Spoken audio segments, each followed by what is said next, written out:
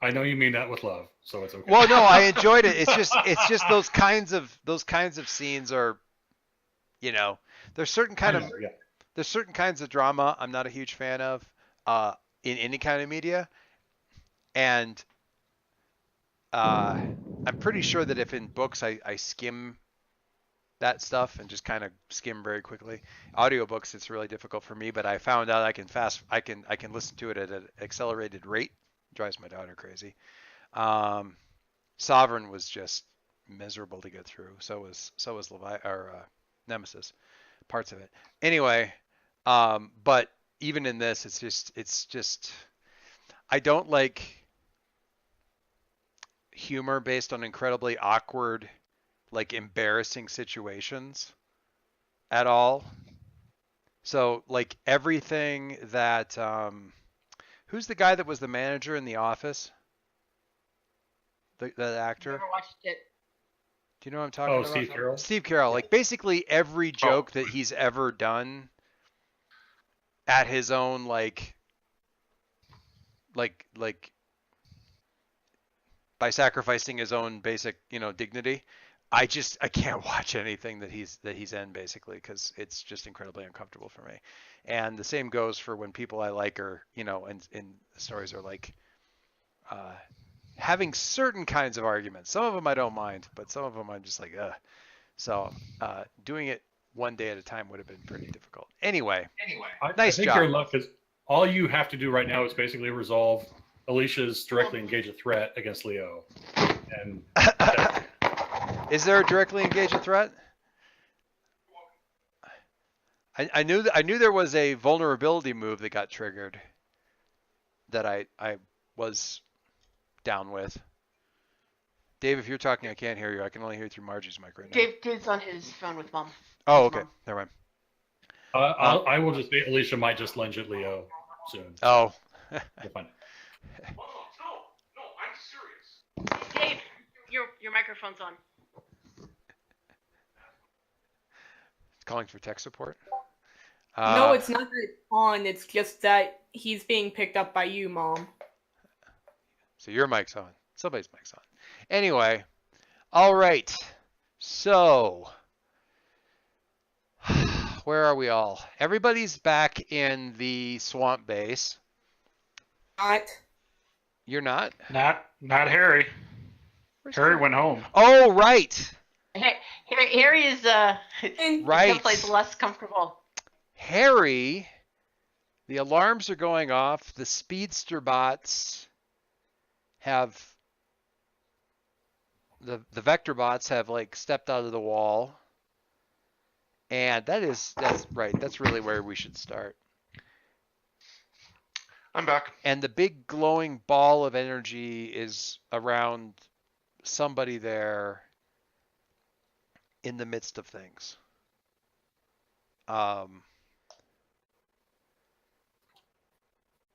And Harry, had you yelled for help?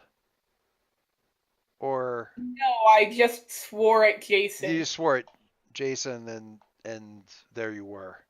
So,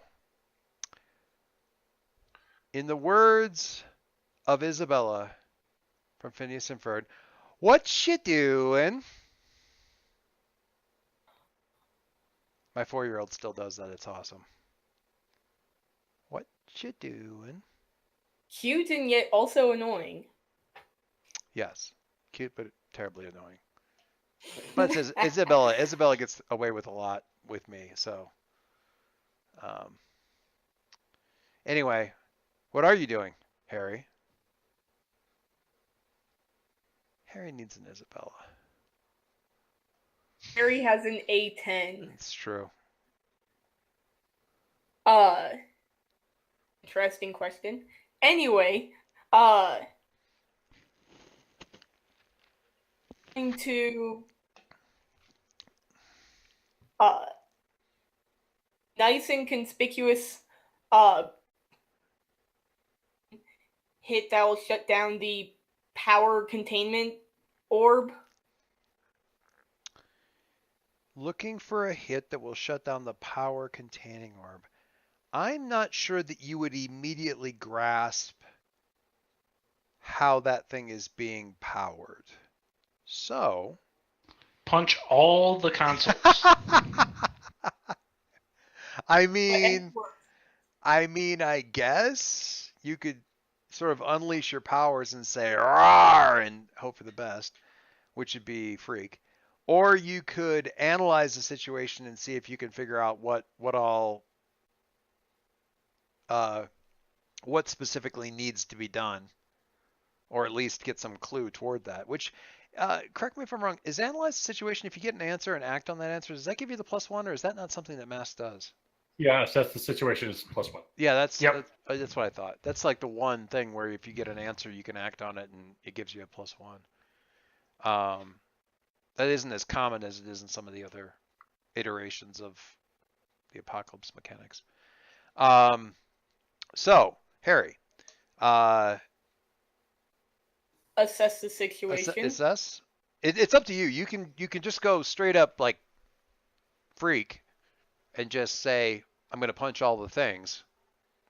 We need a meme for that. Punch all the things. Or you can take a analyze it first and see what's what. What say you? Actually, I think at this moment, react by analyzing the situation. You're not going to, you are going to. Going to unleash my powers. You're going to unleash your powers. Well, you kind of got there a bit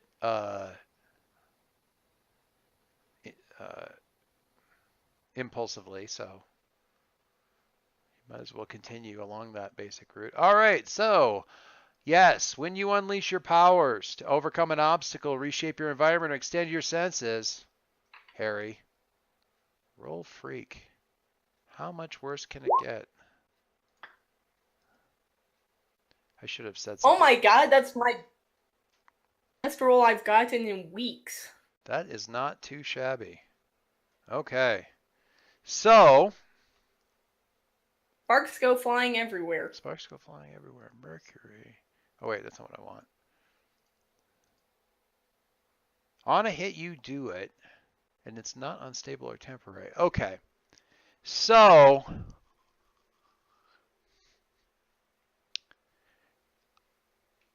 what you basically, this is a cunning little device. You can't even imagine, honestly, how it was got in, how whoever's in there got in there or got trapped. It's almost, it's kind of a bizarre little thing. It's self-powering in that the energy being generated by the person inside trying to get out is what's sort of providing something close to 100% of the power. As near as you can tell, there's no cables or anything coming toward this thing. It's just entirely a reflective barrier almost. Luckily, it seems to only be mostly reflective in one direction, which means you can break it from the outside and take things, kind of take things apart. So, tell me what this looks like. Is it sort of like you've got the Flash who just like sort of smashes into this. You've got the speedster move of just sort of smashing through something and breaking it really good. You've also got the phase through it and make it explode afterwards. That kind of puts you into the thing. You've also got the I'm just going to unscrew a bunch of bolts really, really, really fast. And you do have a couple of at least speedster looking things here. It might be interfering. So how does Harry break this thing? Using an improvised version of Uncle Chase's move, because while he never taught me it, I have seen it enough that I can gist of it. I really like that. It's one of those things where it's like almost the fact that that it can be done is sort of your key to figuring it out without him really necessarily coaching you, because he talked about it a little bit and sort of said this is what sort of happens. So you just kind of stand there and like sort of speed up without like sort of bring up the energy that makes you go faster without doing anything with it. Is that kind of what you do? And a quick burst forward that Puts it all in there around you rather than in your speed. You're not sure if it's exactly what Chase does. It doesn't feel the same necessarily, but basically you sort of get this almost like the heat buildup around a meteor as it's coming into the atmosphere, that's what the energy buildup around it's like. And it's pretty crazy. I mean, you think if you held it for much longer, there's potential there for it being really dangerous. And aiming is sort of something that happens to other people, because what you're finding, you've phased before and you've had this experience, but in building this thing up, what actually starts to happen is the area around you gets super blurry. Like everything around you, you can sort of get shapes, but it's really like you've got, 2250 vision and no glasses on, and it's shaking on top of that. So if you weren't already facing the right direction, you'd have some serious doubts that you wouldn't just sort of randomly smash into something that was like bad to run into, or a bad target. Either twice attack. Chase is really rolling the dice every time he does this, or you need to check some notes with him before you would decide to do something like this anywhere near any kind of populated area. Because if there are people around, there was no way you would know whether or not you'd hit somebody. But as it is, you basically aim at the big glowing ball in the middle of the room, and you're probably going to get something. Okay, so you unleash this thing and kind of smash and sort of stumble back a little bit, and something flies past your head, and you realize it's one of the struts that's kind of like forming the ball of this thing. And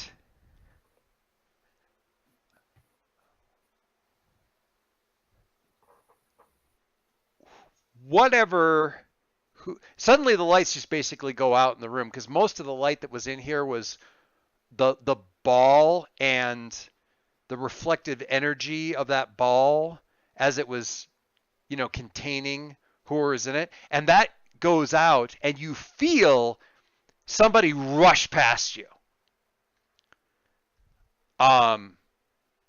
Very fast. While you're still kind of like shaking your head going,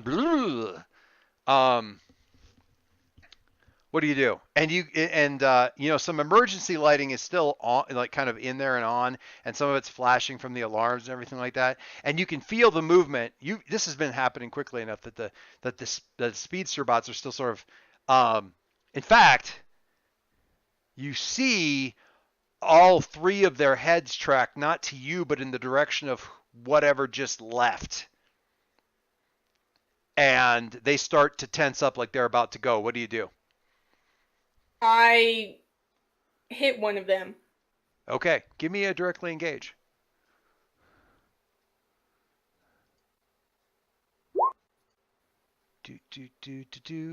Same kind of trick or not? Oh my God, another 11. What's wrong with you? Smile upon me. What have you done? What have you done with Harry? Me too. Are you doing the same kind of thing, or what are you doing? Oh. No? That seems like a... I don't want to... Well, my body would hold up after doing multiples of those. I mean, Chase has been known to do it a couple, 3 times in various fights, but Peace. It wasn't like he was ever walking around saying, I've got the coolest speedster trick either. he never really recommended it as a career path for speedsters. So Uh, I uh, I go to attack its legs. okay, so it's got those kind of from Vector, it's got those kind of weird kind of backwards bending legs, if you recall. I'm not sure where Vector ended up. He's in here somewhere, but He's on the wiki as usual. yeah, I'm just seeing if I got him handy right here without him to drag him in. There you go. So he's got those kind of backwards. They remind me of kind of like the sprinters. In a way, they're kind of designed somewhat like the sprinting legs for sort of paraplegic athletes and that sort of thing. Kind of like that sort of idea. So you're going after that? Is that the idea? Like take out a joint or something like that and see if you can hobble them? Yeah. Yeah. Are you going for just one or multiples? See if you can get their attention, that kind of deal. I will hit as many as I can before they notice me. Okay. So you get like one you send flying and the other one is starting to track that you're coming in. It was definitely paying attention primarily to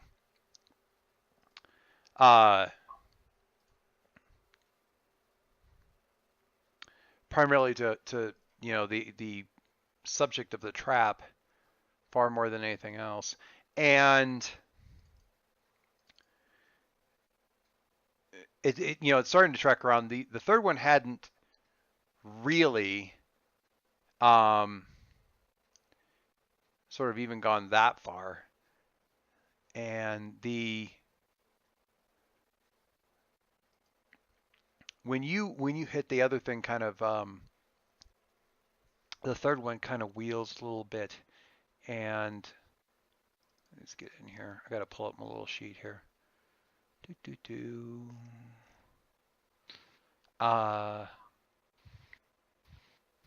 Don't forget, Harry gets to choose 2 options. Oh, does he? Oh, that's right. He rolled well. Okay, so you do the damage. Thank you for reminding me of that. It's going really quick. Oh, my brain is run flat tonight. All right, so Harry, you've got resist or avoid their blows. Take something from them. Create an opportunity for your allies. That's tricky. Not necessarily impossible, though. Impress, surprise, or frighten the opposition. Gonna go with the first 2. Resist or avoid their blows and take something from them. What are you going to take from them?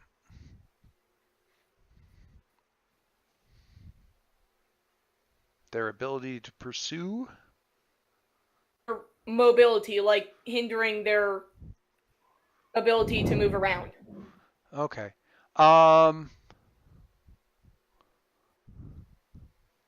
Okay. All right. So, and avoid their blows is certainly indicated. They are.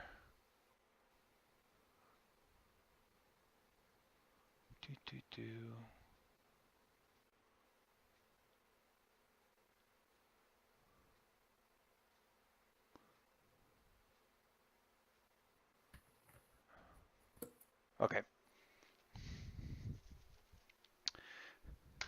So you kind of slash pretty like deal a pretty good blow to the side of the leg of one of them, and it kind of reels back.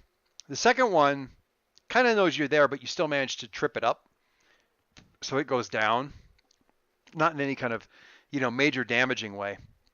The third one's definitely seeing you, and you having tangled with Vector, it's like, I don't want to go straight at a speedster that knows that I'm coming straight for it, because that's going to be non-indicated. You still don't want him to go anywhere, so you veer off and like smash the I guess the hydraulics box for the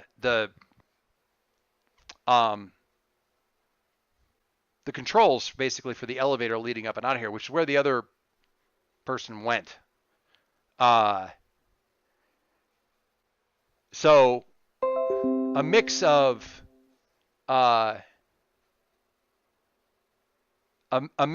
actually damaging their ability to move and hindering their ability to go anywhere.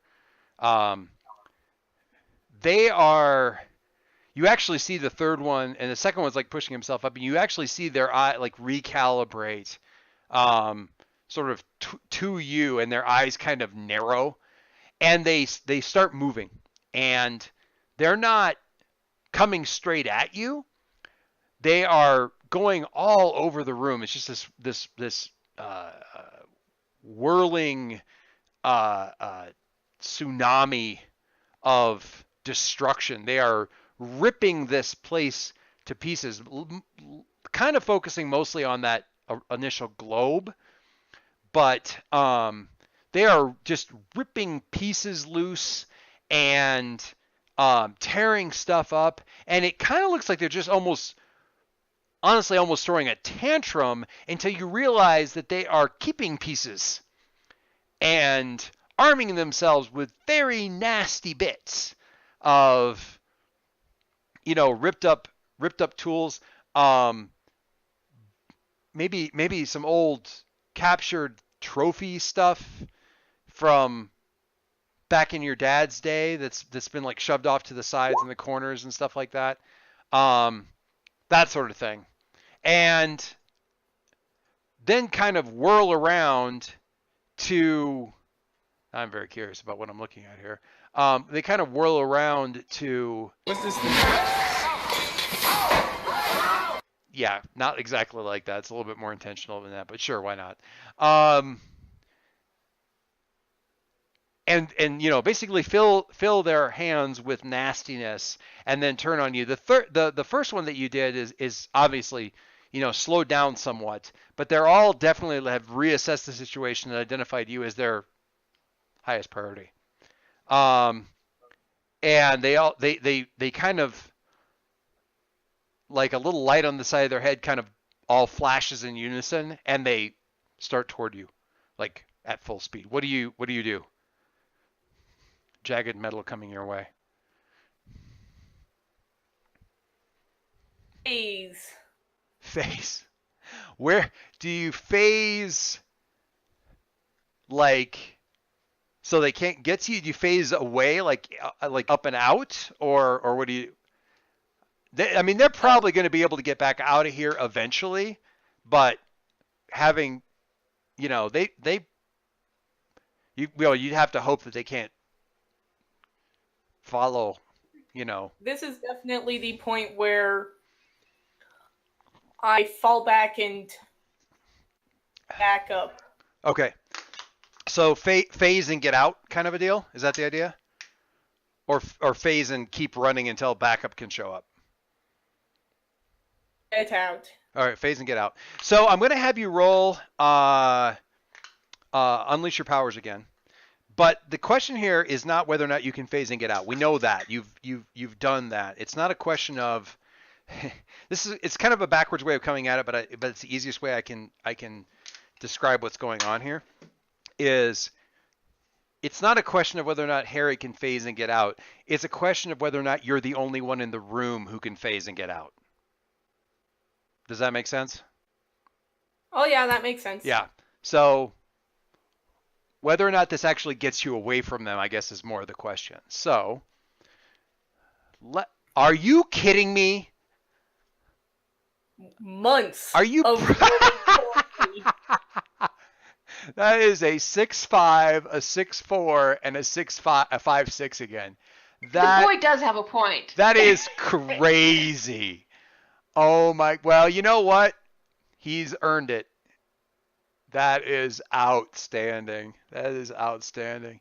So yeah, the whole thing where you kind of like lower yourself, like you're clenched for speed, and then you phase and go right through the wall, and they don't even really try. They're just coming after you, and we get a shot of like one of them plowing headlong into the wall almost simultaneously with the second one, and about 2 seconds later, the third one that's slower, bounding and trying to stop and sort of skidding and smashing into them again anyway.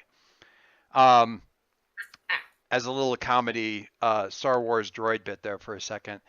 And you, we cut to you, kind of, are you smiling a little bit as you head up out of the elevator shaft as you hear the clangs behind you? Is there a little hint of a smile, or is it just like on to the next serious thing? I'm a bit more concerned about the rescued and really hope is a friendly. Yeah. Yeah, okay, so you're kind of heading out of the Gale compound, and as you're coming up out of there, certainly there are definitely flying stuff coming this way. What do you do? I mean, you don't really have like track a speedster. I scan for the tachyons of the Speed Force. No, you don't. So what do you do? Yell for help? Run home? Run away? No, I to Alicia to see if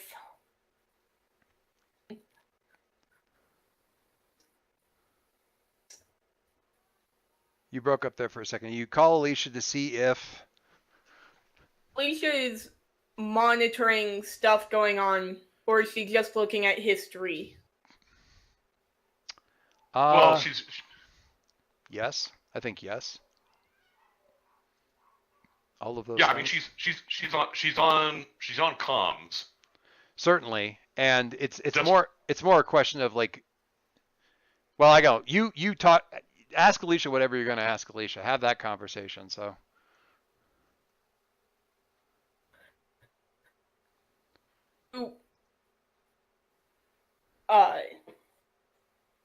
You You broke up You're there. breaking up. You break up a little bit, which is actually too bad because you've been like remarkably clear and not losing any of you here for a little bit.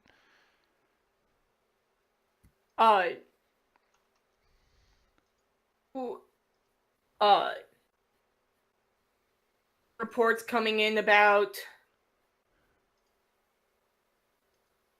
like gusts of wind or anything that could be speedster related. I don't know that I was actually monitoring the active news feeds, but You could- I might you have could- had a screen up there. I can You can certainly quick pull check them up. Yeah, one way or the Um, other. sure. Yeah, why don't you?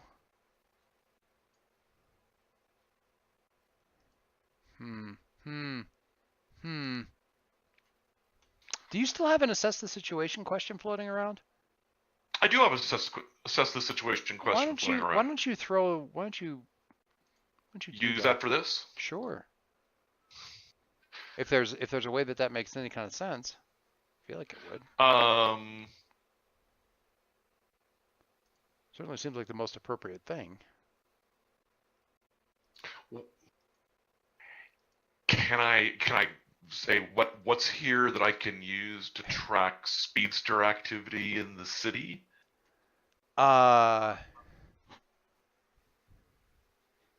Yeah, you can absolutely do that. Vector's actually kind of like sort of shows up there and says, actually, Bot had a thing so he could keep track of where we were when we were doing stuff. Mercury and him worked that out. At one point, I mean, we haven't used it, and I guess he may have used it with me, but How do I pull it up here? I was always out doing stuff. I'm not there.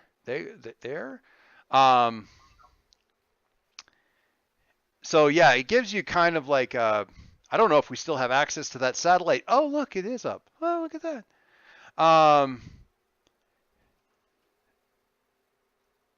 So he what you get is sort of like a heat map of the city, and the surrounding area and that kind of thing. It's not what it is, but it kind of looks like that, so it gives you kind of indications. And maybe he goes, it's not like he can just detect speedsters. We had stuff set up in our suits and stuff so you could track stuff, and there's some indicators, and it does a little bit of, he said, comparison stuff for weird anomalies and things. You could tell sort of more where they'd been unless it was one of us. So unless it's one of us, you're not really going to, and you can see on there while he's talking, you're already looking at the thing, and there is a speedster. It is showing up as near as you can tell in real time, and it is coming straight for you. So unless that's Harry, you're Harry, somebody's en route. Harry, we have a speedster incoming here. I will say that loudly enough that anybody who's actually still in the room at the moment can hear me.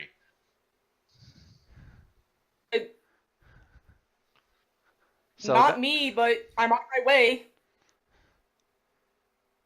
Don't dawdle. I don't know if he knows how to dawdle.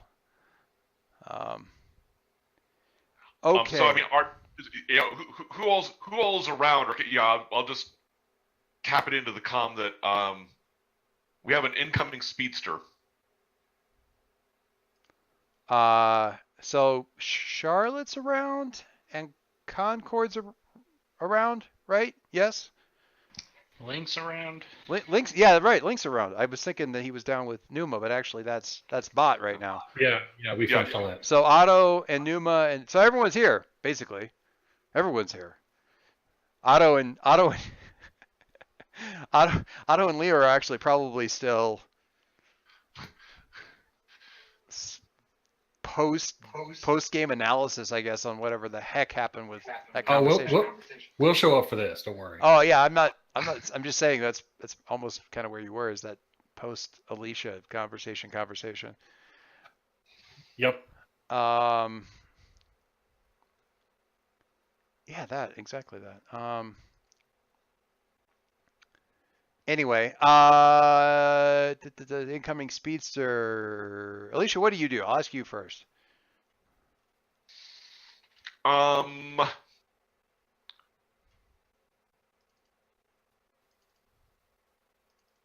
That's a great question. How do you prepare for an incoming speedster? How do you prepare for an incoming speedster? I will.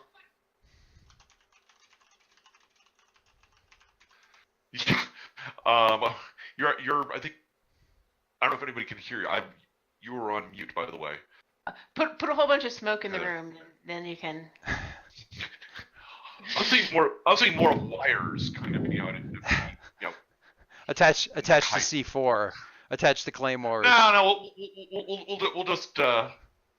We'll just clothesline them. I will step away from the computer console and up against the wall, so that I'm not caught in a slipstream or an obvious target. Okay. All right. Pull out my batons. Okay. How does she feel about doing that? Like pulling out the batons, knowing that there's an incoming speedster. A baton to the back of the head can crimp any speedster's day. So, at least she'll tell herself that. Yeah. I know she'll tell herself that, but I'm wondering if she believes it.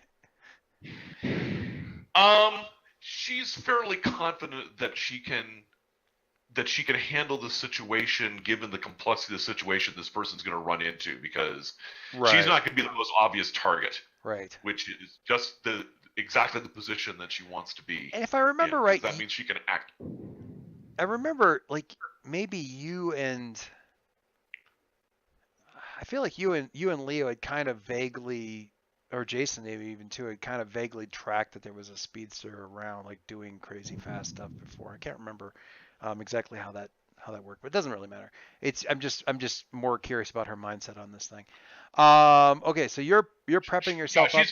she's gonna make herself as subtle as possible so she can take action as when this person arrives and is in a vulnerable position. Probably to backstab.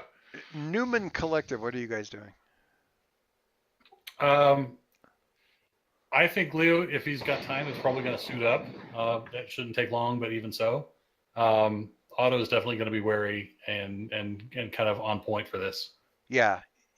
Do you want to? I mean, you and Numa and Otto you and Arya and Otto are here. Are you gonna suit up, or just make sure you're ready?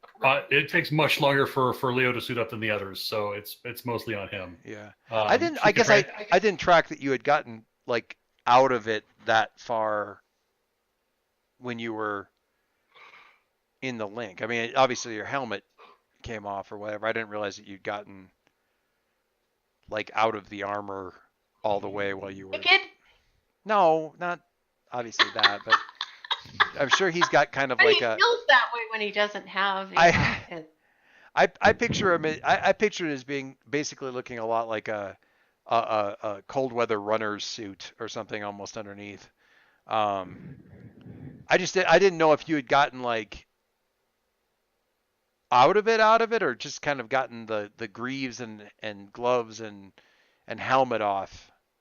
I think he would have wanted to be a civilian when he talked to her. Okay. Really more for the psychological effect. Yeah, well, and that's it. I get that. I'm asking or really clarifying because it's interesting to me that it's in this kind of virtual environment for Leo to project civilian, he really needs to feel civilian. The armor still feels like it's not like a second skin you can ignore kind of thing. It really puts you in a kind of mindset. Oh yeah. Yeah, and that's interesting and fascinating, useful stuff to know about Leo. So you're getting into it. That's fine. Otto and Arya then are kind of as much as possible taking point forward on this while you're getting yourself situated. Yeah, like if anybody can take a hit, probably either of them can. Yeah, certainly. Concord, what are you doing? Alicia is being the least obvious target. Concord will be the most obvious target. So kind of glow yourself up. Glow, fly, hover in the middle of the room. Yeah, all those things that kind of draw attention. Yep, cool. Charlotte, what are you doing? I'm protecting JC. I'm standing close enough to her to if need be. Oh, right. I forgot. I'm sorry. JC, what are you talking? Oh, right. You're protecting the girl who can summon a shard of Excalibur. Who incidentally has a shard of Excalibur out. Yeah, but I just don't want her to, make any bad assumptions. She's a little nervous right now. Okay. Besides, she's my guest, so I have to take care of her. I need to grab a. Sorry, I need an appropriate image here. I mean, is there video on the entrance to the place? There are certainly some video around. Although how well that's actually going to track a speedster is left as an exercise to the viewer. They've specifically dealt with other speedsters. You would think that they would.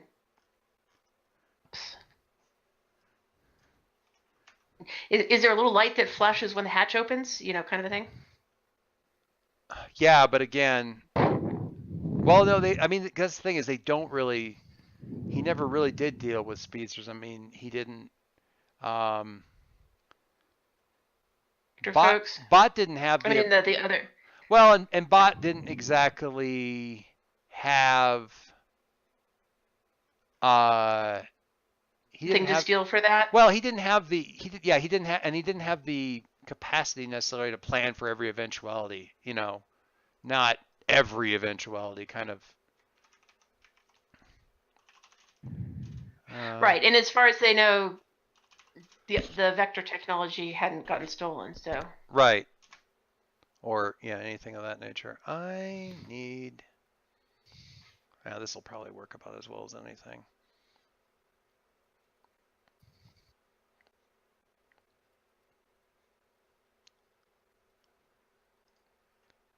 Let's see if it'll actually... No, it won't. Of course it won't. Sorry, I'm trying to pull an image up here. Give it to me. I'll just do it this way.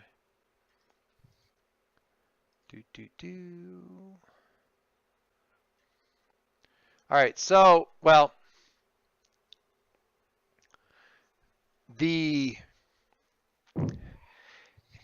it's the craziest thing, really, because you do get flashes through the cameras that you know, it's approaching, sort of a whitish streak, and the you know, some proximity alarms, warnings, and stuff going off, but he's actually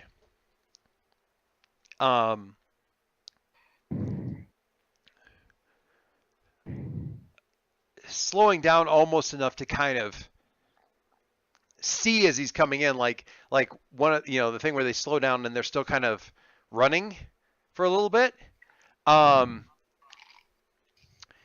And you've got this guy, and I mean, what I need is like basically, you know, guy in a speedster outfit with like a crazy Moses beard and hair. How long was the other Harry gone for? Already in all in silver, like straight up silver, silver and gray kind of thing. Look, it's a silver streak.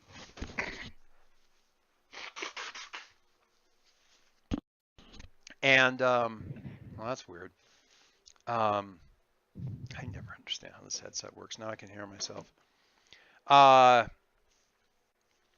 So he kind of comes in and he's coming to a stop, and you see his eyes tracking to various people, and the confusion as he's looking around is very, very clear. Complete lack of recognition when he, well,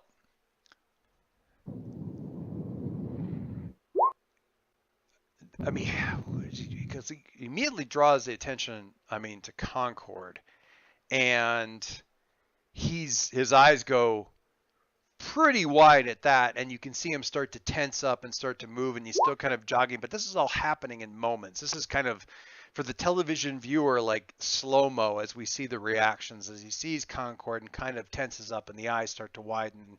Something, you know, there's an immediate kind of danger Will Robinson thing, and tracking in confusion kind of to Otto and to Numa, just really just bemusement and yeah, just bemusement, confusion there. And still tracking around because he's a speedster, he gets time to do all of this, or he gives himself time to do all of this. And he tracks to Charlotte, and what was kind of like, oh, you know, I have to be on my guard. Something is strange here. This is Concord, and what's going on? Goes to full on, eyes the size of dinner plates, whites all the way around,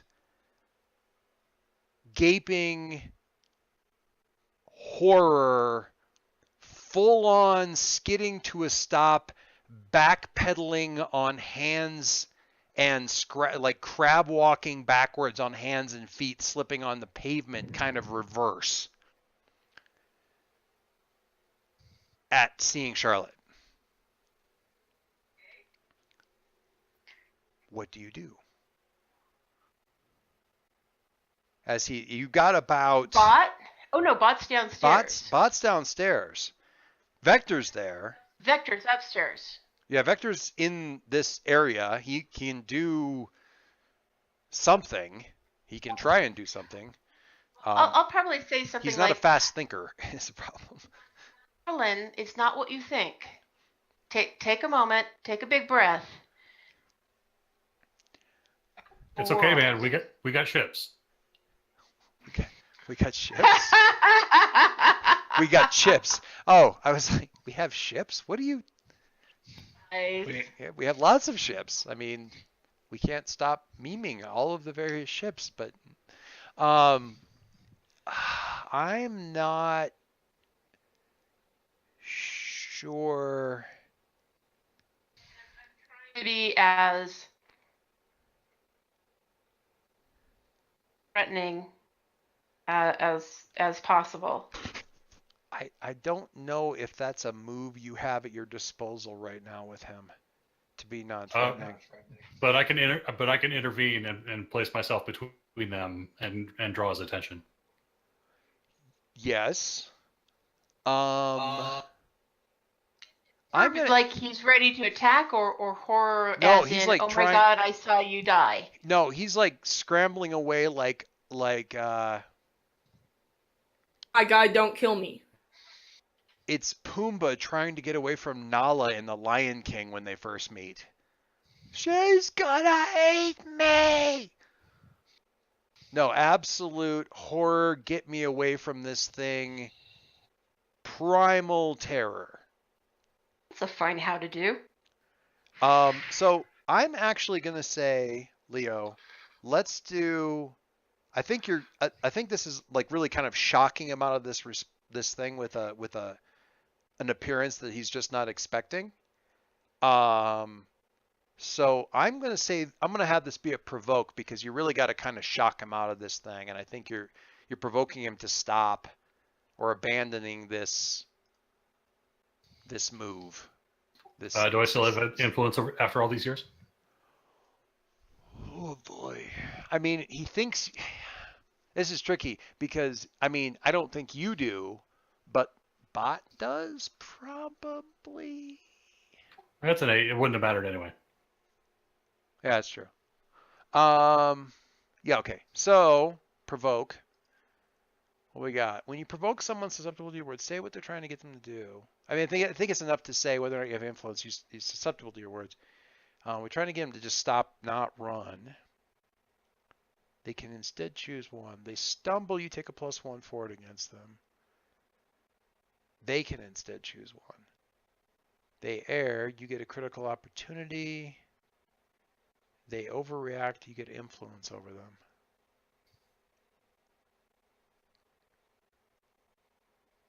Okay. I'm gonna have the they err thing give a critical opportunity to whoever speaks up to like further shut down options here. He sees you and you're like, you know, what do you say? Like, what do you do and or say as you step in between the two of them and kind of interpose yourself in his field of vision that sees Charlotte there? She's not who you think. You're among friends. It's okay. You gotta get away. It's gonna eat everything. You've gotta get away. And he stops trying to get away because he's like reaching out to grab you and then run. Nobody's being eaten here. You can clearly see. You don't know. You don't know. And he's like grabbing at your, I guess, front chest plate that isn't probably even entirely, totally, certainly complete.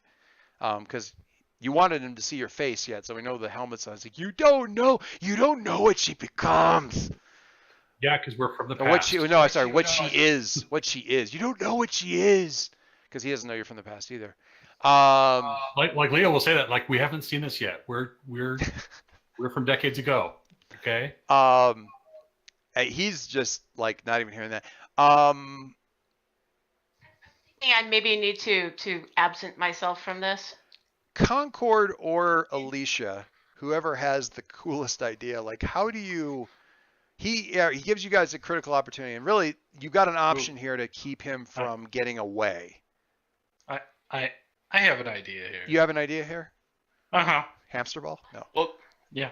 I No. mean, my idea was to actually sort of just Put him back in the hamster ball again. back into the background so that Well, yeah, I'm that- not I mean, causing. That would certainly help. It wouldn't necessarily keep him from wanting to So- run, but give me what you got. So here's kind of what I'm saying is Adam was like floating up in the air, Concord, and as soon as this happens and Leo says his things like, "No, we're from the past," and Adam just sort of like, listfully glides down towards Charlotte, and just Is sort there of like, conversation going on? Wait, I can't hear anything. all right, hang on a second, Mark. Hang on. Okay. Margie can't hear anything. What was the last thing she heard? Give it your best shot. Oh, so Oh. you can hear me now? so I don't think they can hear me though.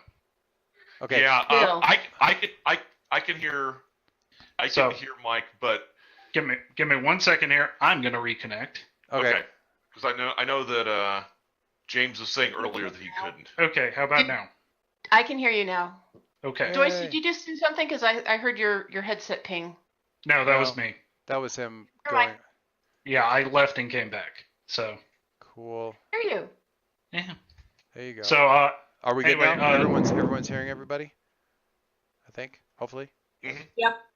okay. So Adam sort of like glides down to Charlotte right beside her, turns off Concord, and just kind of like stands there right next to her. He's like, no, look, everything's good. Nothing to worry about. I know future is weird, but we're from the past where everything's normal. I'm Um, going to maneuver my way around to the doorway just in case he decides to turn and bolt. But, I'm going to take a powerful blow at hearing those words. Everything's normal, really? Normal-ish in comparison to this.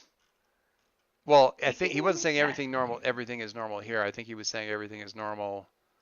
Where we're I know, from. it's- I know. Nothing is right here. What are you saying? Nothing is right here.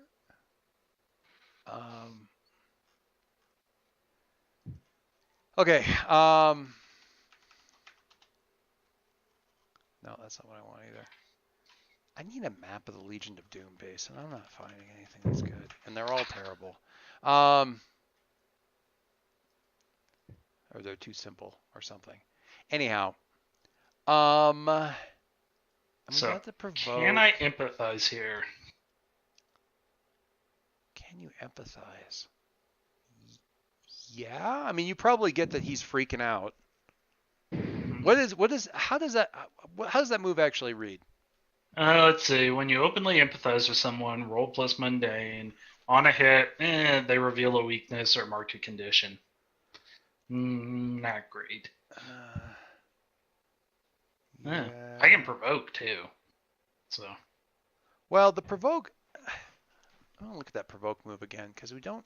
It's interesting how that's. Joyce, if you're willing to let that go forward, if Concord can use his powers to aid that, for example, directly participating in that feeling, Oh yeah. letting this guy know that he's feeling it, I'd buy that. And honestly, if he helps with that, and Charlotte helps sort of by leaving, that gets you to a 10, even if the influence isn't a thing.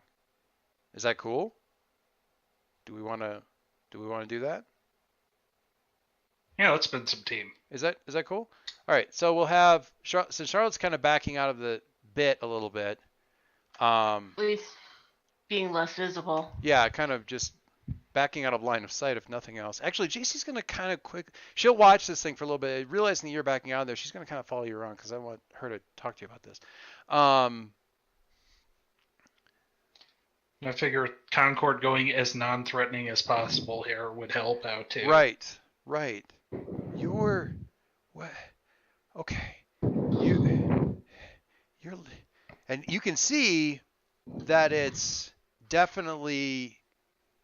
I mean, it looks more like Silver Streak to you, but not. I mean, it's obviously sort of that age bracket, but thinner, leaner, much leaner. Really kind of skin and bones almost, but the long hair, suit's all beat up.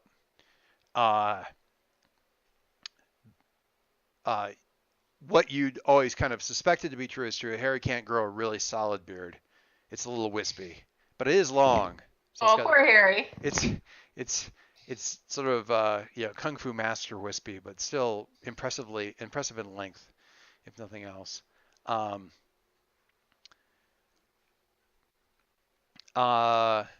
just straight up white, which who knows.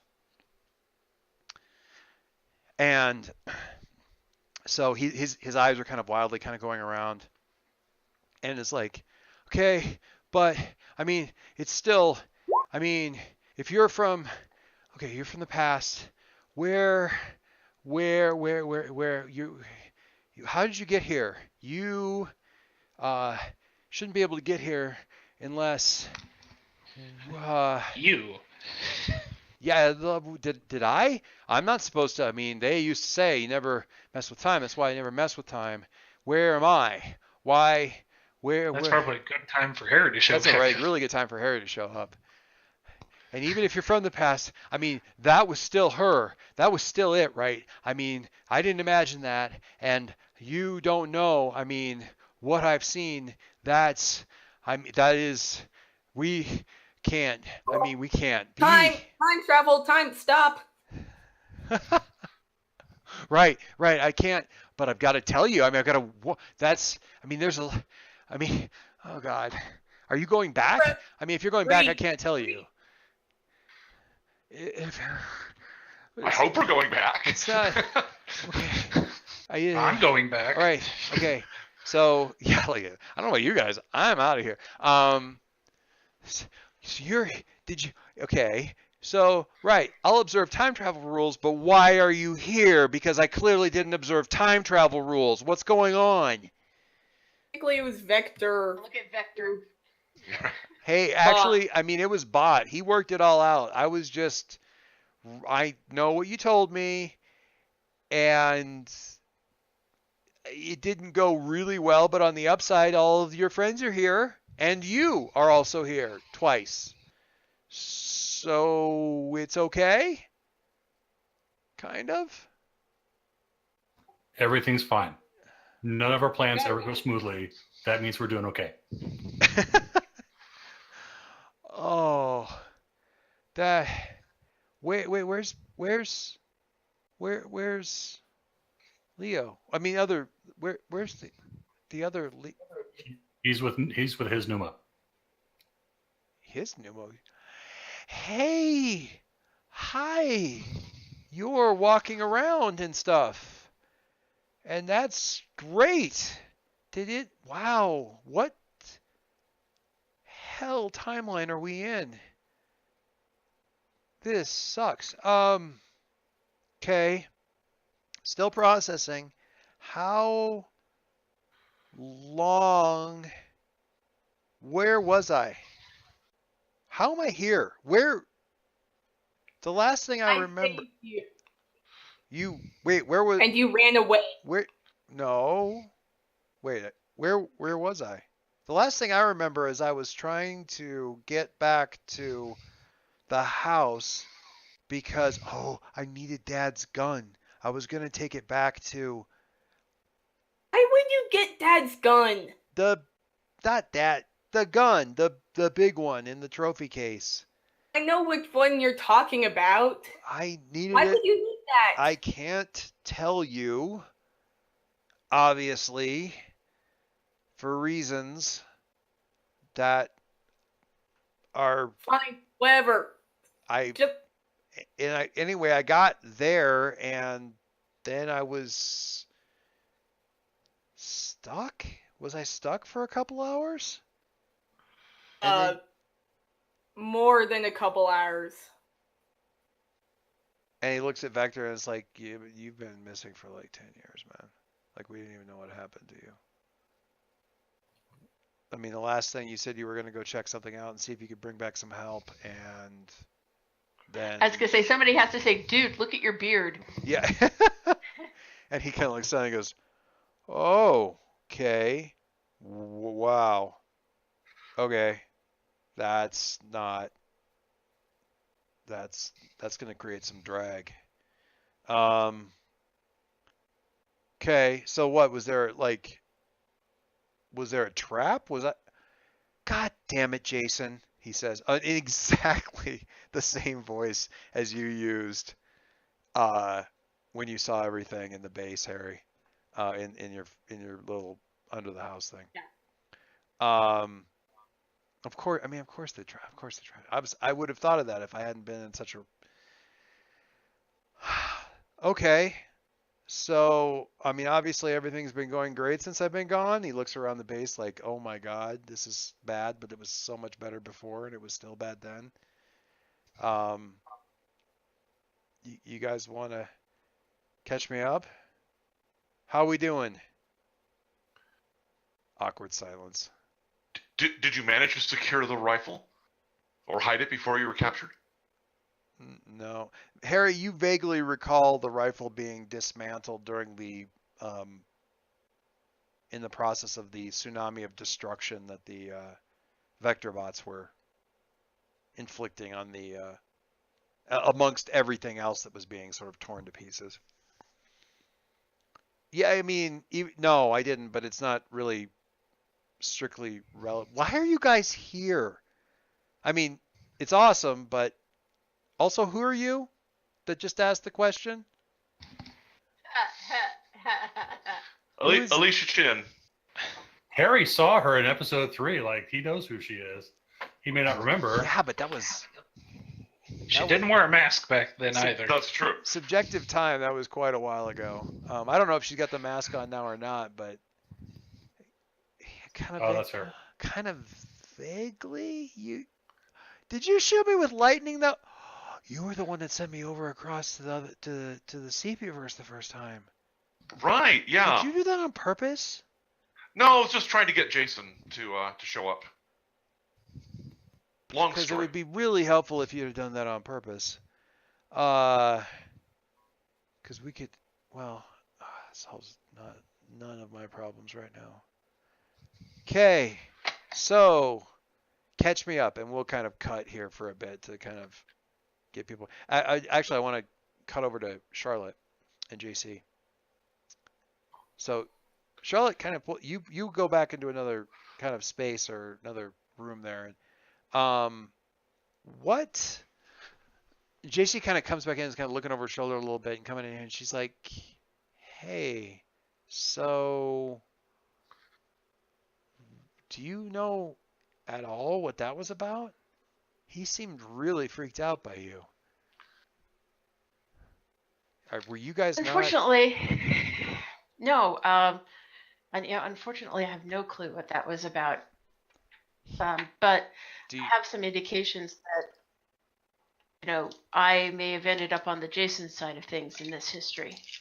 And given that they're dealing with the and JC gets a look on her face and kind of tips her head sideways and kind of squints a little bit. And she goes, "No, I mean, unless you're being way sneaky about it. I mean, this has been my life since I was like feel better. 15, basically. And I've never heard or seen. I mean, you were around. You were around at the beginning. Back when Dad was around, and was it Marcus? Help me, Marcus. The original Armiger. The name I gave him was William Edison. William. Sorry, I don't know why I got Marcus. Because he seems like what's his name from B5? That wouldn't be why. I've seen B5 all the way through once, and it was 10 years ago, probably. But oh yeah, I guess that's gonna track a little bit though. Now I'm thinking about. Anyway, no, yeah. I mean, that was back with William and stuff. You were around, and you were there for the Christmas stuff, and then you weren't. I mean, you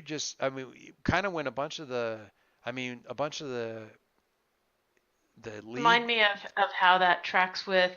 So that was like sort of the point where things started to go south because a lot of people got Yeah. killed with the cat. Yeah, the Yule Cat got Armiger and Animal, and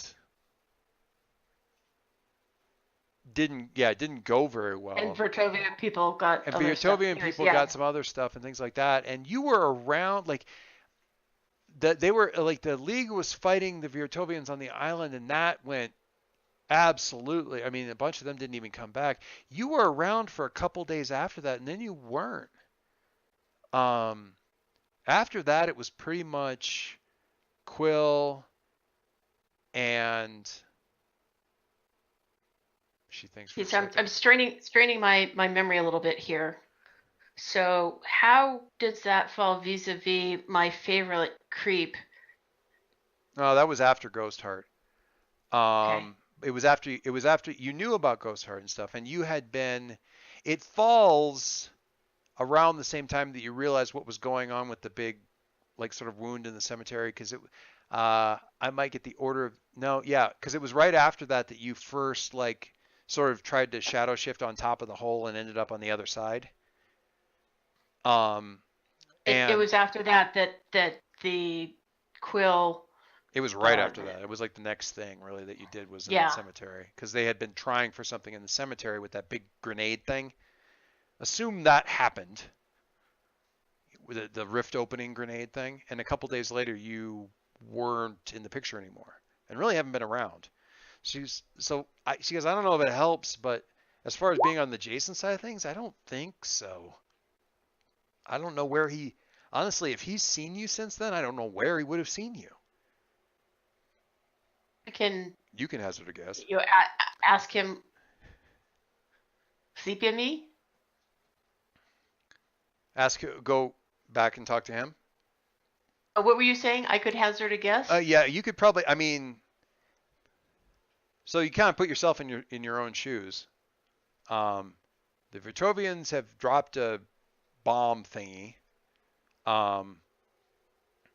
Harry could probably fill in some of the details on how that went down, but the Vertovians sort of dropped the bomb thingy. If that made the situation worse, which it certainly seems as though it did, because that little grenade thing is actually what created the hole in the by the apartment complex, right? Right, exactly. Right. So that didn't happen, and instead it just massively expanded the cemetery wound. So it probably sucked in a whole bunch of.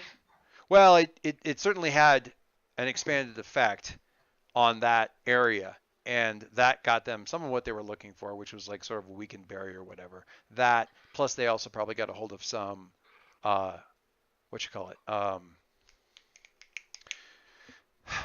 keynomes, and all of that stuff happening in relatively close succession, because the Christmas thing was the wound opening, and that probably caused all kinds of chaos in the city.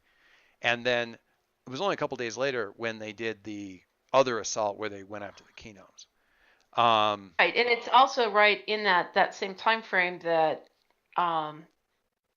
over to the Sepia-verse, Right. That's when I get to meet some interesting people. So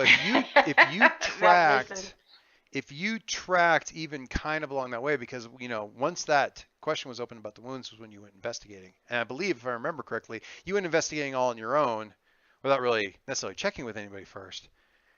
And I did. I cleared yeah. something because of that. And the split timeline would basically track with, and then I never came back, as opposed to, and then I came back and told everybody what was going on, and Leo started having me like put LEDs around the outside edge so we could see when they died, and blah blah blah blah blah blah, and let's put a radio over there and all that kind of stuff, which never, in this case, would have never happened because Leo wasn't around at that point, obviously. The only person at that point that you wouldn't necessarily been able to reach out to would have been Jason, who wasn't really down with your whole weird psychic magic thing anyway. In this, He wasn't very comfortable with that. He wasn't very comfortable with it until he got in your own head for a while, and he never got in your own head in this timeline. You don't know that, but I'm telling you that that did not happen. he did not get that insight into Charlotte because the head swap was all different because Leo wasn't part of the equation. And Concord probably left after the Yule Cat thing. I get it. It's my fault. I'm sorry, you guys. Okay. This is the alternate timeline when GM was even more of a dick than he was at this one. With session 13 went even worse than in the regular timeline. Rolled like Harry. So yeah, Okay. I mean, so what I'm saying. So what does he think it is? What does who think it is? That doesn't help me with. I mean, that helps me why she doesn't know me, but it doesn't help me why. Well, if he's seen you this more Harry recently, thinks that I'm. if he's seen you more recently than back then, when I mean, JC didn't really have much of an opinion of you one way or the other at that point. Honestly, the menagerie was never that big of a deal. You were barely a blip on the radar for more than a couple of weeks before everything went to hell, and then it was all Quill and Rook. By the time Damn it, Jason. by the time the Christmas thing happened, a couple days later the Utopian assault thing happened, and after that it was just Rook and Quill trying to like staunch the bleeding. I'm gonna say Concord probably took off after the Yule Cat fight went horribly and a couple people died and he basically blamed himself and he's been out of the picture. That track for Concord? If he didn't save the day and blast the Yule Cat, and he doesn't have Link to anchor him down. Do remember, Concord didn't blast the Yule Cat. Yeah, he did. Saul did. Aha! Oh God! So, wasn't that fight wait. Wasn't that fight happening right around your house? Uh-huh. Yeah, I don't really want to necessarily get into the details of how that went all awry, but if we connect Concord and Saul leaving at that point, or Saul leaving at that point with Concord as the host and the Yule Cat thing, I think we can probably project forward some other things that probably went wrong with that fight that would not really have made the news after a couple of supers died. So it's really not hard to figure out where that went all sideways. Anyway, so chew on that for a little bit. Man, this is a shit timeline. What the hell am I doing to you guys? I ask myself that every week.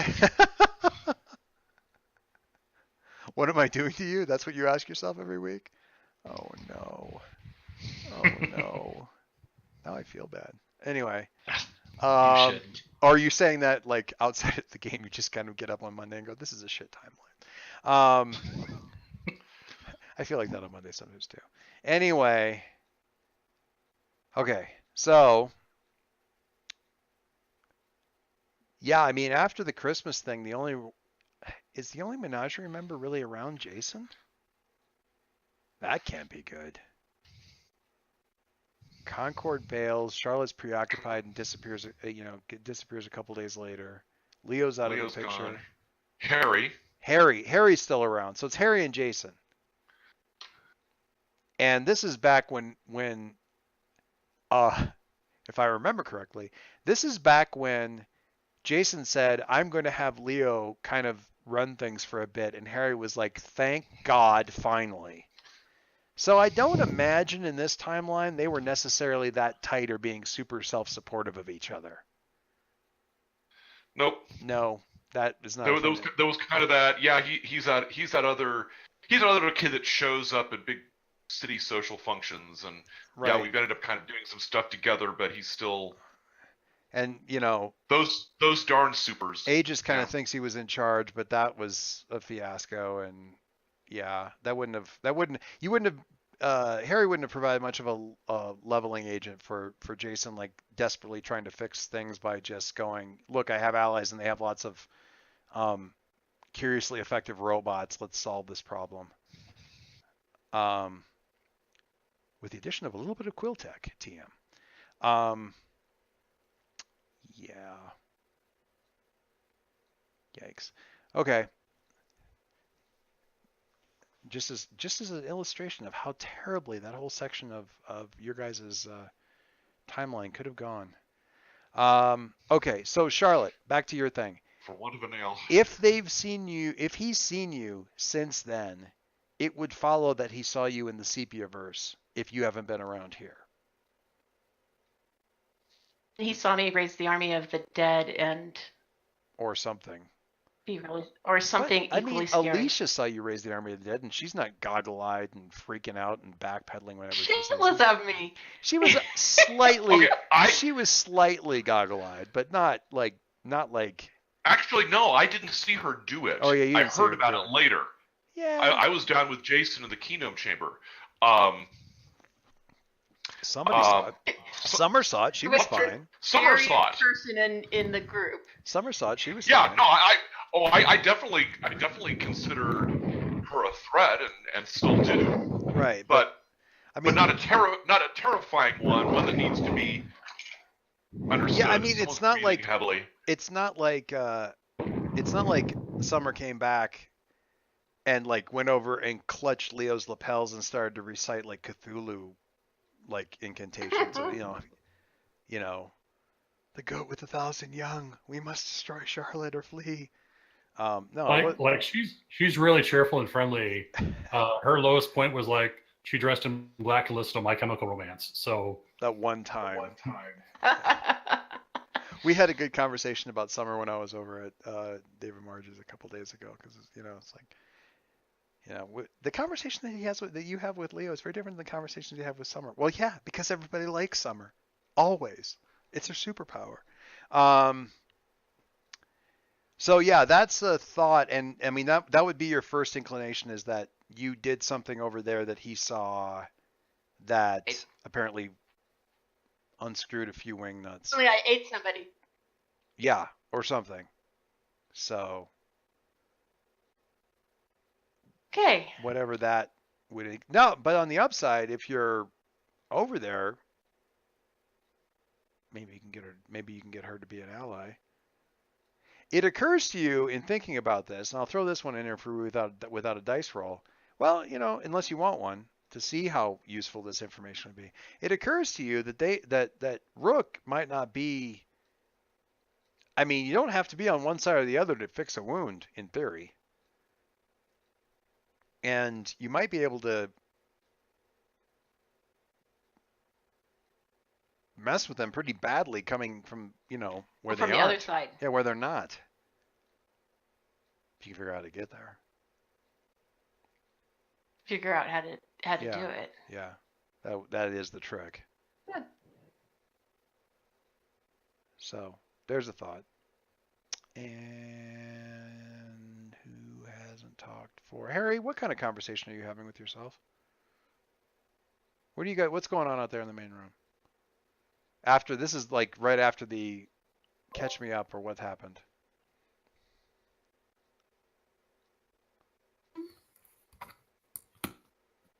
Harry? I'm thinking. For whatever reason, you are not cutting out as much as you normally are. I'm getting the beginning of your sentences, which is nice. A miracle. It is.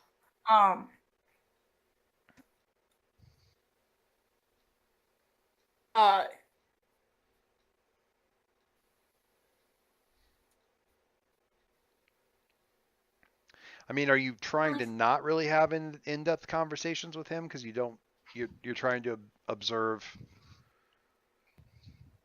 the various possible theories about time travel and not screwing up things and not knowing stuff? La la la, I can't hear this. Alicia's happy to ask all the questions if need be because she's not going to worry about this whole time I travel don't thing. give two craps about time travel. I need extra information. I need every advantage I can get when I get back there. If she's gonna go evil, I want to know because I need ghost bullets or whatever.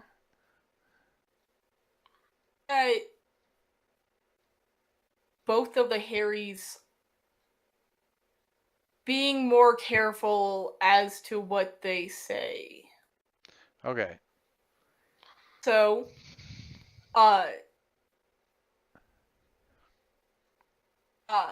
Harry might might be able to provide us with more insight as to what the hell is going on with Jason. Because Well, I'm certainly interested in that. Leo or Bot of information kind of got himself kicked off the team. Yeah. Yeah, I can talk about that because that didn't. Actually, I can talk about a fair amount of stuff because this is all kind of like this didn't. I mean, you catch them up a little bit. Yeah, you kind of catch them up a little bit. It's like you kind of catch them up a little bit about how things went very differently, starting with, and we got Numa back, and she was, always like, I weathered. Which doesn't mean that if you don't have like a, last year's sports almanac, we won't take a copy of it. But Harry gives you a look. So.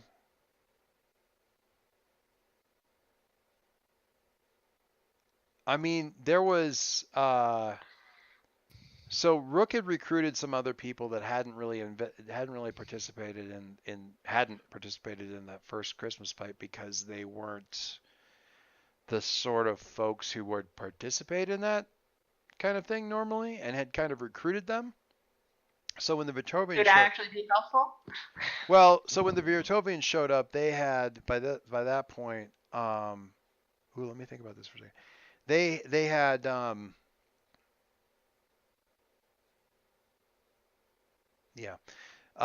they had gathered together some people who were, I guess villains or just mercenary types, bad guys or gray guys at least, and they had a bunch of those in waiting. And when they saw how bad the Viertovian thing was, they rolled out everything. And starting with that kind of explanation, you can kind of remember, like the fight at the school, how it originally had like Facet and Troll there. Was there another one? But it seems it seems as though this was on a scale considerably more expanded than that. To take it outside of, to take it to a meta level. The roster looked a lot closer to like some of the supposition about team roster that you guys had sort of dreamed together up on the forums when you're talking about like teams that we wouldn't mind punching and are not going to feel any compunction about punching, and other teams that we feel like if we were fighting them we could recruit them or get them to turn to the other side, stuff like that. So yeah, Troll was in that, and there was Facet was there, and some guy that had like a tech, like a tech copied version of the Sonic attack stuff that the Iconoclast had, or maybe it was the same gear fixed or something. Apparently, I mean, she didn't give a name, but as near as you can tell, Sable Star and Farlander all kind of were on this backup team with like tons of Rookbots, Rossum Rookbots, showing up. And it didn't necessarily, it didn't stop them from accomplishing what they were meant to accomplish at the school, but they minimized the damage later, and they were able to provide a sense of, really, everyone's scared, they're providing a sense of security by, very heavily guarding the barn door after the horses had gotten out, so to speak. Although Farlander was around for a hot second and then basically disappeared and took off once it was clear that the Kenoms it had been after in the first place, like, weren't around anymore. Well, he was only in it for the Kenoms.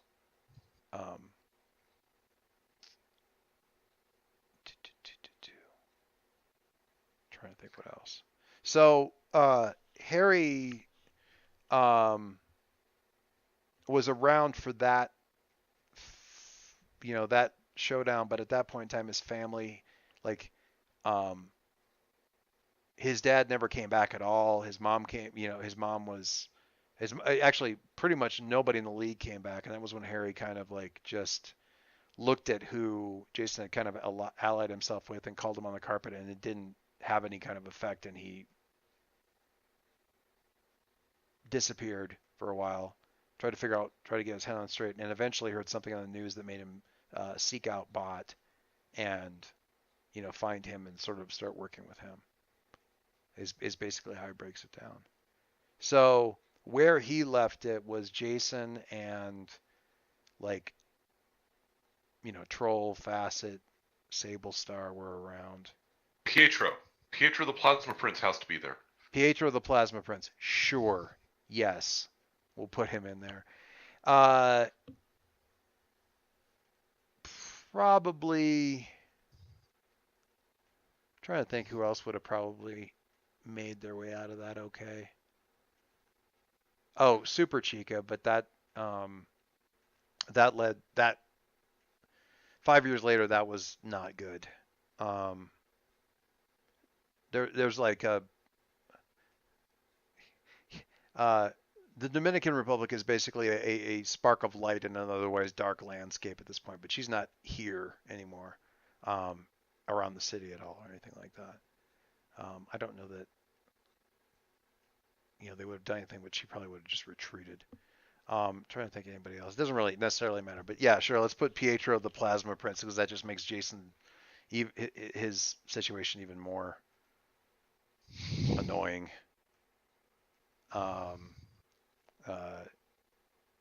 Who was it? Oh God, Nautilus's son. What the heck was his name? Starts with an S. Stingray. Stingray. Yeah, Stingray was sort of like taken out of commission. His suit was destroyed. Like a year later or something, because he was like, tried to stand up to Rook, and that didn't go well for him. That kind of thing. So yeah, and with the league out of it or missing in action, yeah, no bueno. It's a craptacular summary of events. So, what do you guys think? So what's Jason's role in all of this? I mean, during all of this, I mean, Rook's been solidifying control and influence kind of everywhere, because they're the biggest interest going forward. They basically run this city, and once you run this city, your influence everywhere else is pretty well secured. They ship their products everywhere. They manufacture mostly here. There's maybe 10% of the city that doesn't work for them in some fashion or another, and that's 9 million employees, sort of, if you think about it. And they're everywhere. They're everywhere. Quill functions as sort of the face of it, the genius face of it. Rook's the business. It's the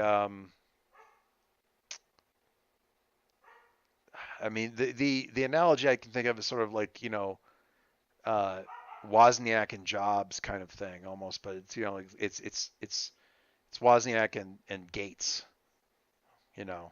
where one's the idea guy and the madcap inventor person who everybody sort of idolizes in some way, shape, or form, and then there's the other one who's actually getting the job done, that nobody thinks is particularly photogenic or whatever. Wozniak. But you were blaming Jason for your being trapped. Well, I mean, Rook can't build a thing that's going to catch me, can she? Or she would have. I'm sure that, it occurred to him that I'd go back, or occurred to her that I'd go back to the family estate, and they got him to build something that would trap the damn thing. I mean, I don't know that there's anybody else who could do it anymore. It was some kind of, tech thing, or I wouldn't have been able to break it. He says, I, pointing at your Harry. They laid some kind of in case I came back for my stuff. So, I mean, it probably wasn't even the real gun I was coming after. I'm sure they probably grabbed that to see if they could replicate it. Terrible idea. Anyway. So, I mean, I'm just assuming it was him, but I don't know who else it could have been. He's got a bit of a reputation of taking out supers that are in his way. And he could never get his hands on me. He just had to assume eventually I was going to go through. If you're not fast enough to catch a rabbit, you just figure out where it's going to go eventually and put a snare there, right? Right. I mean, yes. He's a bit you say, taking notes. Excellent tactical choice, Jason. I admire it. No. What did this gun do? It was we didn't really understand. We captured it from the the Neutron Prince. I'm just randomly coming up with the thing.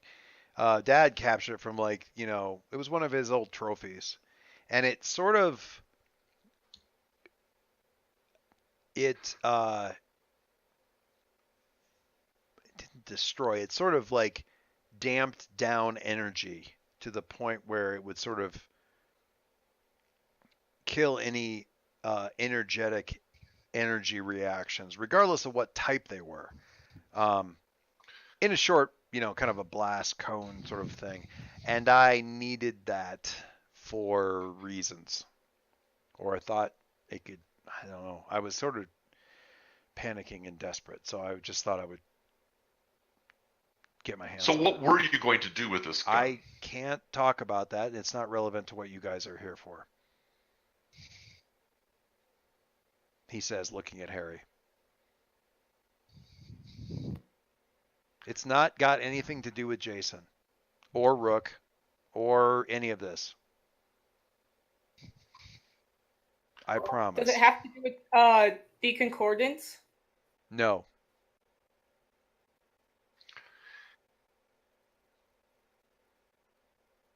Also,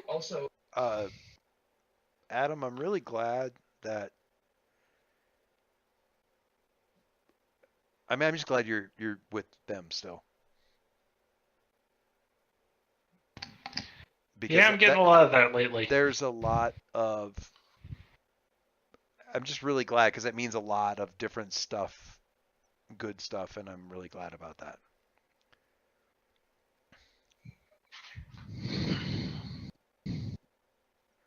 Well, all I've been hearing lately is we need to close this thing and we need to beat the shit out of Jason Quill.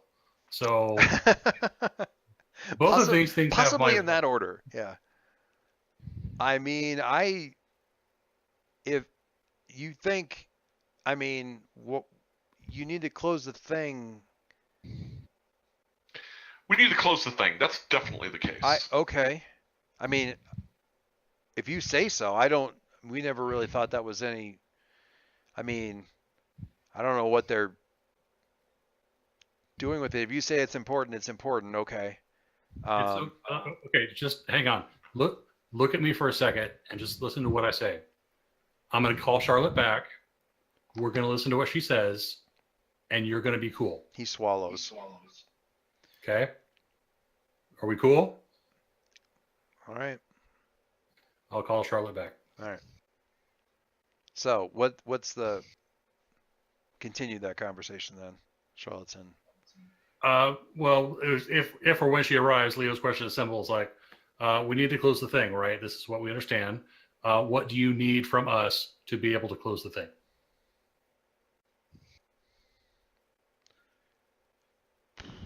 First, I need to have a bit of a conversation with Charade to make sure that I can understand some of the stuff that she was doing. Had a thought that it may be easier to do from the side instead of this side, given the probability restrictions that are going on. I'm just wondering if it's something that we can't do from that side. I still need to figure out how to power this. But Ghosts. but last time, I closed it a little bit and it drained a whole bunch of ghosts. And I used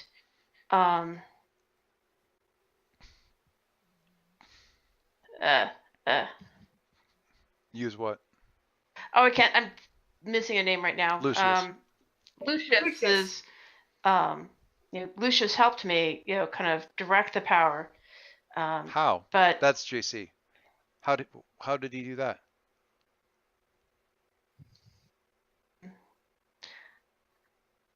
just the power of the sword helping Okay. focus my So like fire. like a lightning rod, sort of, right? I mean, it's I was thinking it like a lightning rod or even a like a magnifying glass, that okay. I can do that. things. I'll help. I'll do that. I can do that. If he can do it, I can. But Does it have to be ghosts, or are there other sources of power for this? to talk to Charade, because she did things a little bit different than Jason. I need to understand what she did to see if there's a technical thing that we can apply to this rather than strictly. Your sense was that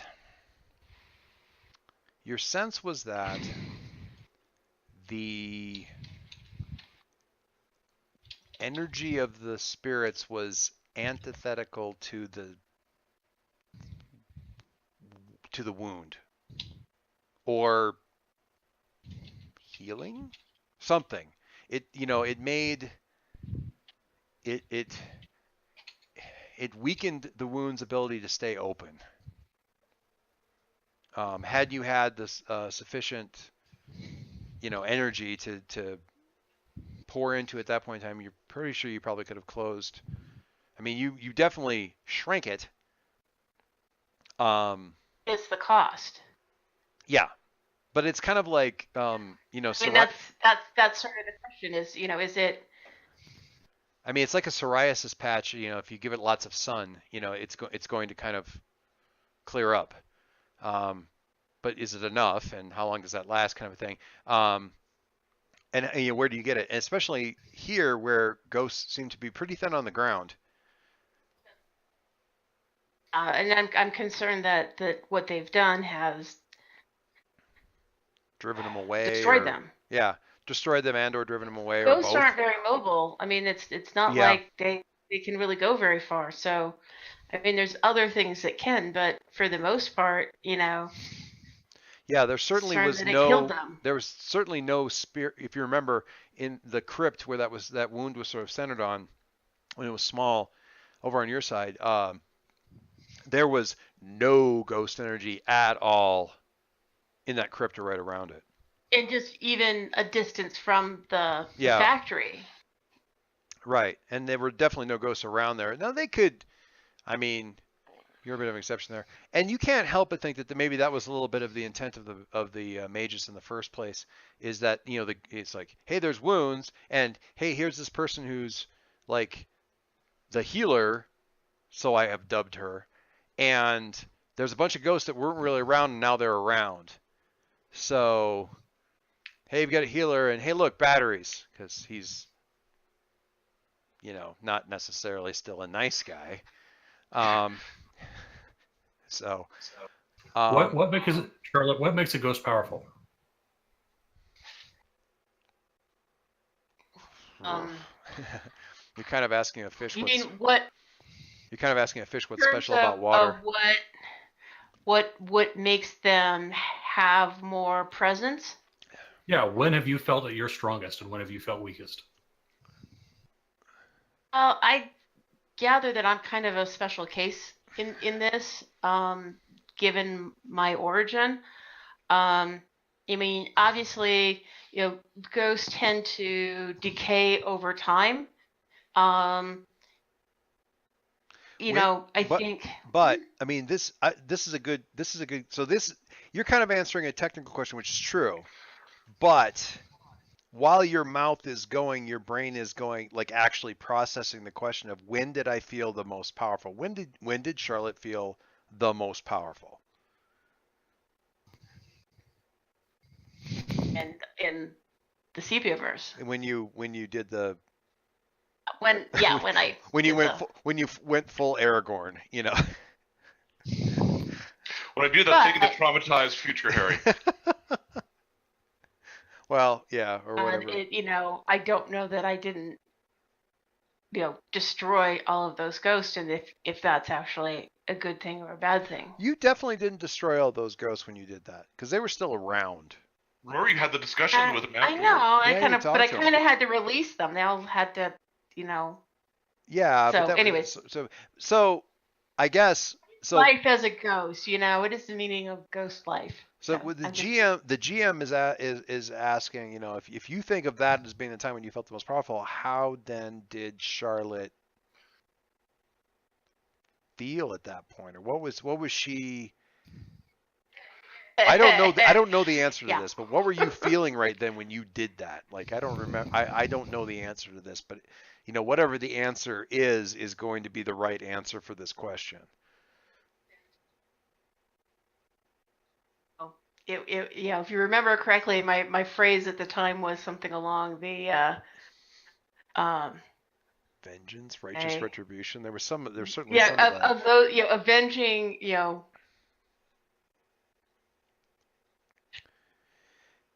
avenging past wrongs. I don't know, something like that. It was, yeah, you were. But I mean, vengeance was probably the simplest distillation of it. And it was sort of less personal vengeance and more playing the vengeance of the ghosts. Right. So I'm going to throw something out here as a connecting the dots kind of thing for you.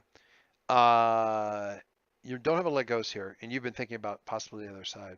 You've also, if I remember correctly, put things together to the point, you've had that theory of, like, if good things are happening here or odds are being tilted on this side, then they're probably being screwed with on the other side, and that would be bad. Those two things put together would imply that if you were on the other side, you've probably got ample fuel for the retributive strike or whatever that you need to do on this one. You mean you've certainly, you could do it on this side too, but you either need, I don't know how I'm going to throw this thought out here as one that happens, whether or not it's completely in Charlotte's subconscious or not. But if you have done what you did before, like that big ghosty attack, and had grounded it out through the sword, that might have been enough, and you did it with ghosts. Maybe you can do it with people, and there's a whole city of people who've been shat upon for a decade. But to quote, to quote what? I'm thinking. I'm sorry. Can I say one thing before you quote? Yeah. I'm thinking, from my point of view, I'm wondering if it's more along the lines of, reversing the negative probability. In other words, so the vengeance is against the misuse of probability, or the wrongness of the world, or which is the same thing. I mean, how really. it's been upon, just how it's been unfairly manipulated. So it occurs to you. I mean, your thought has been, I could go to the other side, and it's been screwed with, and I could probably find ghosts over there. Maybe something. But do I need ghosts? Maybe I just need people. Maybe I just need spirits. People have spirits. Maybe I just use the people in this city. Maybe they're angry enough for me to use that. This is all whirling around in your head because it's all theoretical. You don't know until you do, really. To quote, "Aggrieved dead, your living kin are in danger. Strike them down, and vengeance will be yours." Wow, that was such a good line. That really was a Hey, good became a line. title. The The aggrieved dead. horrible vengeance of the aggrieved dead. Yeah, Yes. right. The horrible vengeance of the aggrieved dead. Right.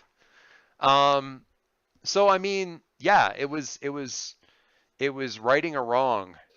It was being that hand of vengeance or that hand of justice, maybe. Man, can you imagine? I mean, take these ingredients, add Concord. Yeah, it could be quite crazy. What do you think? I mean, there's a lot of supposition here. You can actually honestly see where you might be able to do something with the city, but really you need to focus the minds of the city here too. So there's really, it can go either way. What hack into the local version of the internet and media and who could we find that could actually do something like that? I mean, yeah, I mean, it smacks of like rebellion and activism and craziness and, rise up and protest and then sort of focus it all through Charlotte's something or other. Charlotte's metaphysical lens. I mean, the city's angry enough. Or you can figure out a way to get around to the other side and come at it where you don't have to deal with like piles of Rook bots, and probably. Because I'll tell you this for nothing, Rook and Jason never, either of them, and certainly in this timeline, ever really got that multi-dimensional bit of it until Charlotte was sort of in the picture, really. So partly because Jason was being screwed with Hecate by Hecate, and we never really got any indication on this world that ever got straightened out. Because no, if Leo left when he did, he wouldn't have. Yeah. So. I'm sorry. Really, it's not you that needs to apologize. Bot's downstairs. So, you got people you care about. It's just, it is what it is. So what do we think? I mean, talk amongst yourselves. Well, we worked off briefly about talking to Charade about what she'd done. So yeah, hey, Alicia, what'd you do? High-tech jiggery pokery. It was a combination of both the nanobots that Jason provided me that I was able to engineer, a suitable application of local power from my own gadgetry, and making use of the existing wound in the world in a way that used it as opposed to cause it to spread. So I was able to, the nanobots were able to sort of. I'm gonna throw in an extra bit here because this is Please. gonna dovetail right into this. The one supposition that you were able to make is that you were pretty sure that you didn't randomly zap Mercury into complete oblivion with what amounted to a very fancy hand taser and kill him by accident. Okay. Speedsters typically work on vibratory blah, blah, blah, blah, blah. So what you had going into this that Charlotte didn't necessarily have access to functionally, given her power set, or the science for it or whatever, and it wouldn't have occurred to Jason. Jason is making gates. Okay? When he's doing it, he was making portals. It says so right on the tin. So he's making a hole. He's literally thinking in terms of, I'm going to make a hole, a tunnel from here to there. What Alicia did was she went up to it and said, okay, this thing allows some sort of dimensional jiggery pokery. He's given me the math for it. Bit inelegant, works like a tunnel, kind of like using a drilling auger. I happen to know that by accident, hook or by crook, some sort of vibratory shift is actually all you need. I just can't replicate it. But I have this weird spot here that works. So if I can take that energy signature and kind of make this thing match that energy signature and kind of sync them up, I can go, you basically match the energy / vibratory / quark pattern. Work with what's there To as the opposed right. to as opposed to pounding a hole through the dimensions to Yeah, you didn't so Go much. through. Yeah, you didn't so much. asymmetrical dimensional travel. You know what you did? The Korra series, first season, where she's got to go through the spinning doors, the spinning like spinny things, and she keeps smashing into them, and you're supposed to like slip through them. Do you know what I'm talking about? Did I just go too far? Yeah. Yeah. Well, So Jason solved the problem by going, okay, we'll stop all of them spinning, turn them all so that there's a path through, and then we'll walk through, regardless of what the damage is to that thing. Alicia said, yeah, I can do that, and thank you for giving me the instructions on how to do that. Or I can actually look at the way they're spinning and synchronize to that and go through, which is what you did. It was an extra step that, the portal works, so why would he take that extra step? And you did because you were just stubborn enough to not want to do it exactly the way he did. well, and I didn't have the power to pound a hole through the dimensions the way that he had access to. Oh, true, because he was like draining the entire city power grid, so I had to be smart about it as opposed to Jason. I had to be smart as opposed to vague gesture. Jason. Okay. Well, the good news is we got here with a goddamn time machine. So let's go build another one of those, but it points sideways instead of back. And then we'll do what you did. Oh, you just made my head break. Okay. Okay. And Well, do that plus Alicia's because here's the thing. We're not closing this hole from the other side if the hole is the only way we get back. Right. I Right. need the hole to get back. Well, Oh, well.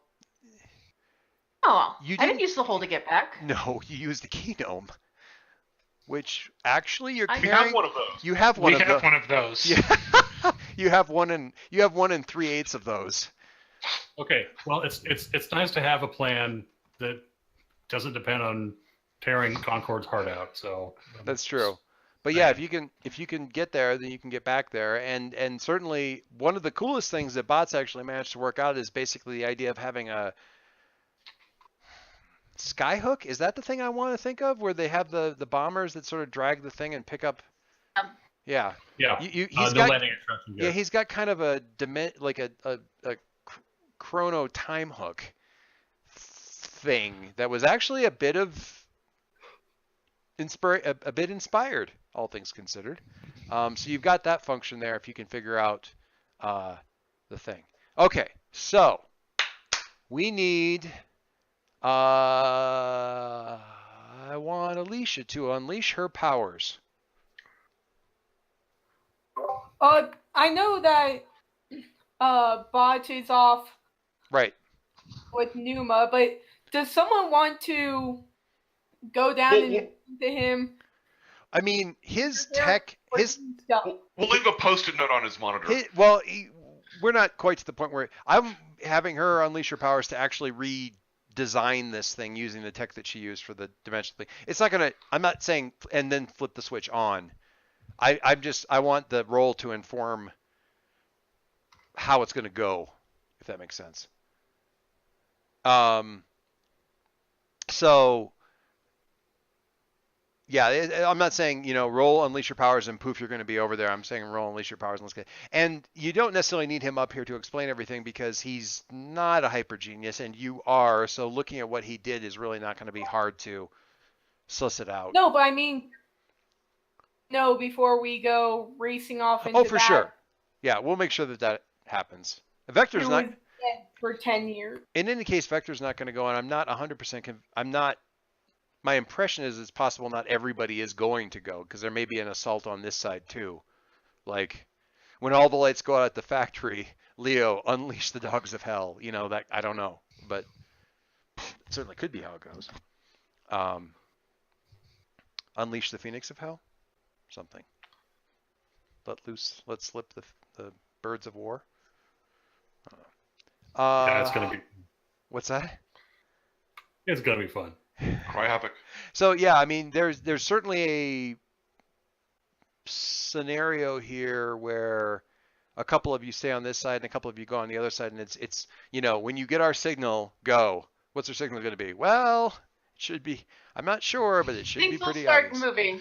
Yeah, Cherenkov radiation. yeah, something is going to happen, and when it happens, you should make something happen over on this side. Yeah. Okay, so Alicia, what do you got? We got, and there's team in the pool, so and That's lots of smart. And actually, I've got if we're doing an Unleash of Powers, I can actually use my gadgetry around that as well to give a Oh, what's that do? bump. Tell me. We haven't had to use any of your specials yet. We haven't. So with the gadgets, I basically I hold 2 gadgets. When I unleash my powers by producing a brand new minor invention or gadget for my supply, I spend 1 gadget and roll plus superior instead. Yeah. Oh, lovely. Which is a much better roll than freak. That's very cool. I like that. That's very cool. Yes. What is? I mean, do you still have a vial of Quill nanobots about your person, or what's the stashed tech you've got that you pull out? With this Yeah, thing? I mean the nanobots were basically that's interesting. Or is it just like like you've got all the notes and math and everything you did for the thing in the first place, plus some like Yeah, that's engineering and probably a better. Well, yeah. there should be some sort of gadgetry involved, but yeah, Sure. Well, I mean, you've got like yeah. at some point in time you had to have done some sort of scan of the wound or the area around that cemetery, and that means you don't have to go anywhere right. near this. So you've already got the energy signature to match without having to be anywhere near it, which is helpful. Right. So bottom line is, I get to roll on superior. And you've got It is. team to burn on this because you have a Charlotte, and you have another Hyper Genius, and you have a Concord. So one way or the other, I've got a couple of Harrys, that could do You've got- laboratory stuff. you got a couple of Harrys, yeah. Incidentally, Dave- in case it comes up, Beardy Harry is going nowhere near the Sepiaverse. No, thank you. You want me to punch whatever you want me to punch on this side, I will punch it, but no. Has he given any indication of why he thinks I'm so scary? Nope. I'm not going to ask him directly because that's, you know. Nope. You know what? If you want, pierce the mask. Because that's, reading somebody, that's what that's for. Especially one who's being uncharacteristically tight-lipped. Except for occasional eye rolls. When you pierce someone's mask, I see rolled the a person terror. beneath, roll mundane. On a 10, ask 3. On a 7 to 9, ask 1. Zoop. A 9. A 9. So the pierce the mask questions are: what are you really planning? What do you want me to do? What do you intend to do? How could I get your character to blank? Or how could I get influence over you? Probably it's a how do I get your character to... Tell me what you saw. Tell me what you saw.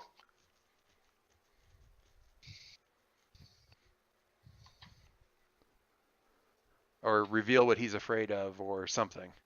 Yeah. I'm thinking it's lines of.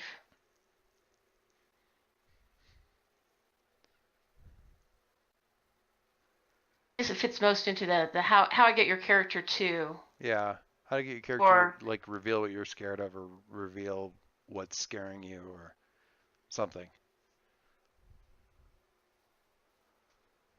Best of the ways of going about it. Okay, so what you notice observing him Thank you for asking. This is good. This is a good question, and it's interesting information that I didn't want to just dump on people. But what you're saying throughout this conversation, and you can't, it's kind of the thing where it's like you're two people who aren't really talking right now, but certainly are very aware of each other in the room. You keep kind of surreptitiously glancing his direction when you know he's not really looking. And whenever the talk swings from we're going to do something on this side to we're going to go over to the Sepia-verse, he has what can really only be described as sort of like tightly reined in fear reactions. Eyes dilate, nostrils flare, kind of maybe even the kind of a sheen of sweat on the forehead kind of deal. He's definitely having, he wants with all his might to grab everybody and shake their shoulders and go, not a good idea, but he's not doing that. And it's not, I think, or you think, based on what you know of Harry, is if it were legitimately like you are literally going to jump into a place where the entire floor is lava, he would say something. He's not going to let you guys just jump to your death. But he had a very bad experience, and he's keeping a rein on it because he's aware that it's not, strictly speaking, well, Harry sort of, reminded him there's some stuff he can't say because who knows what's going to happen there, kind of deal. And he's kind of being cognizant of that. And also, I'm not entirely sure that he completely trusts his. He's realizing he's like not rational about this. He may not be wrong, but he's not rational about it. So that's information that you've got going in. Do you just kind of once the brainiacs are? Can I have a feeling as to whether or not it's something that happened on the Sepia-verse side versus this side? Yes, whenever the Sepia-verse comes up, it's when he's scared. And if you're were you were around when he said this, what Vector had said when he was like sort of saying like this is the order of events kind of thing, Harry said, I'm going to go get some help, and he never came back until just now. Okay. So he went to the Sepia-verse. He could get there. He had the ability to get there. And with Harry, actually, that's really been a pattern. Once he's shown that a thing is possible is when he finally does it. Concord phased by accident, and Harry goes, oh, well, damn you, and look, I can phase now. And once his uncle's like, I can probably teach you that trick, Harry goes, oh, well, if that's true, then I can probably just do it.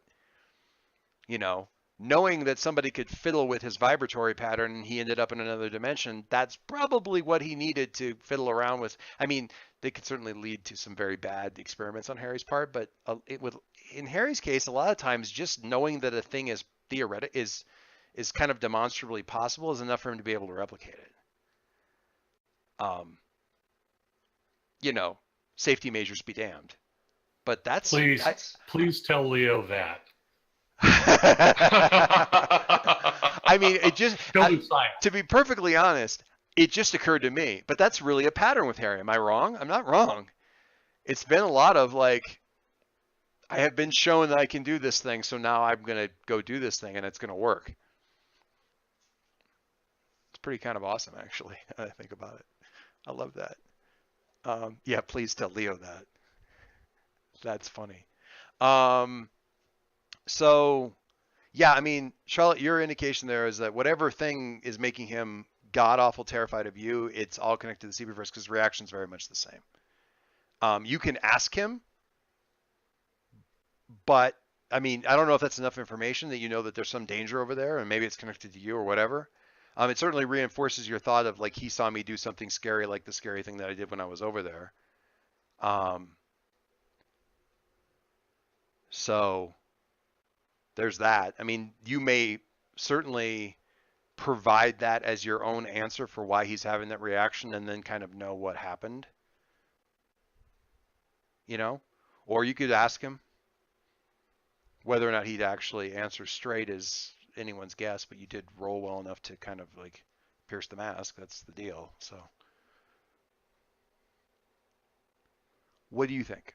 Um, I mean, there's quite a bit of information there available to you just Yeah. by observation, which is what I think sort of the whole pierce the mask thing is. It doesn't have to be a question necessarily. It can be who does he seem to be connecting with best? who? Ooh. Our team. I mean, is it Leo? Is it Mercury? I'd say it's Mercury. I would say it's Harry.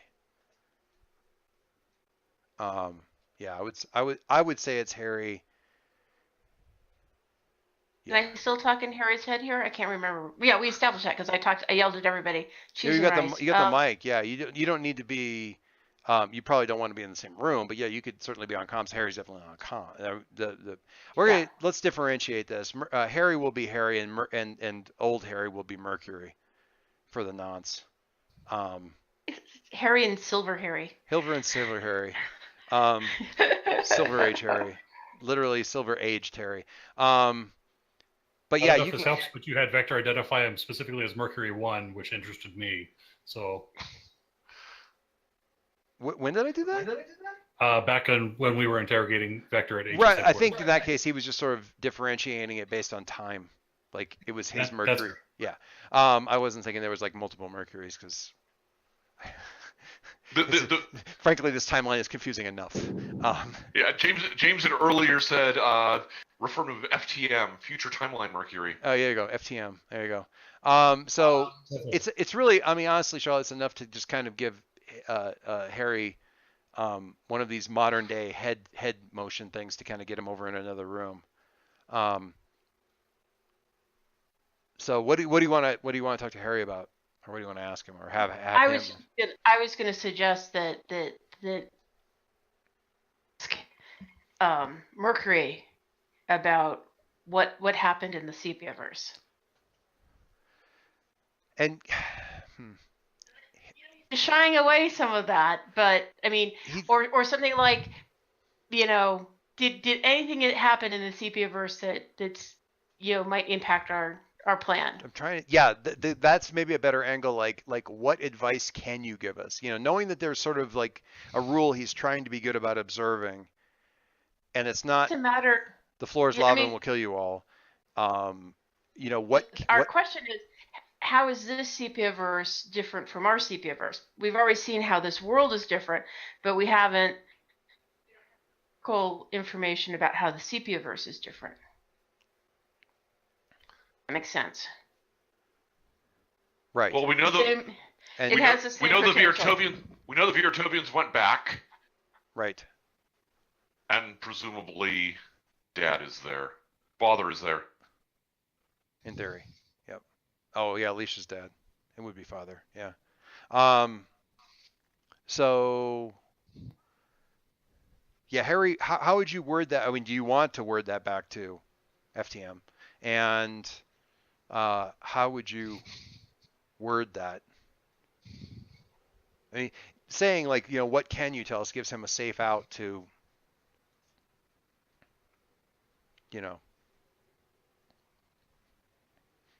control details. I'm thinking it's something like, is there something we need to know, or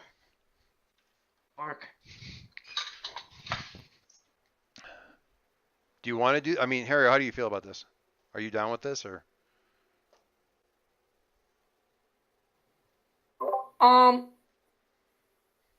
I'd be good with it. Okay. Is that a good enough question? Like, what can we watch out for, or what should we watch out for? What kind of advice have you got? Anything we should know about the Sepiaverse? Okay. Yeah. So you can get him off to the side a little bit and talk to him. It's like okay. I mean, every timeline is going to be different, and I know that what your timeline is, my timeline is. There's never a situation where they're going to rejoin or intersect or anything like that. So I'm not worried about that. There is already no way I think, that you can go back to where you were and not have what you've seen here change something about how things go forward. I mean, just because it'll, I mean, the next time you But talk, we're also changing how things go forward here. well, and that's fine because things need to change here. But and that's all to the good. But I mean, are you really going to be able to have a conversation with Jason without at least having the thought of what happened here be in the back of your head? Will that change a conversation? Will it change some decision that you make going forward? Will it do this? Will it do that?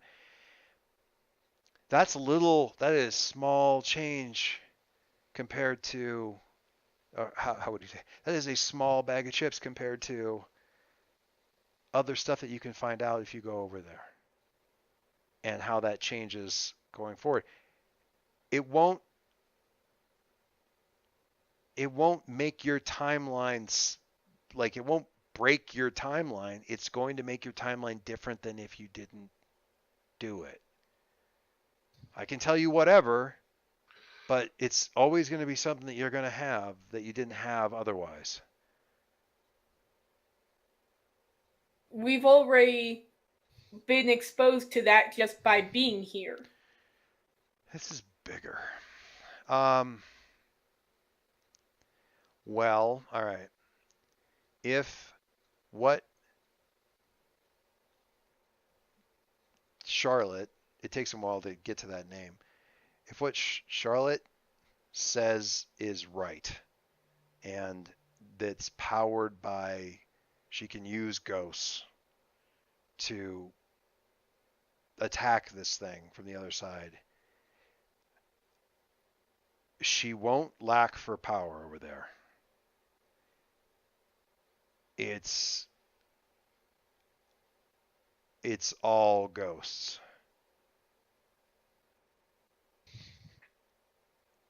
Yeah, everywhere I was. And I didn't get very far, but it's all ghosts. And she's right in the middle of them. Or they're all around her. As far as you can go. As far as I got.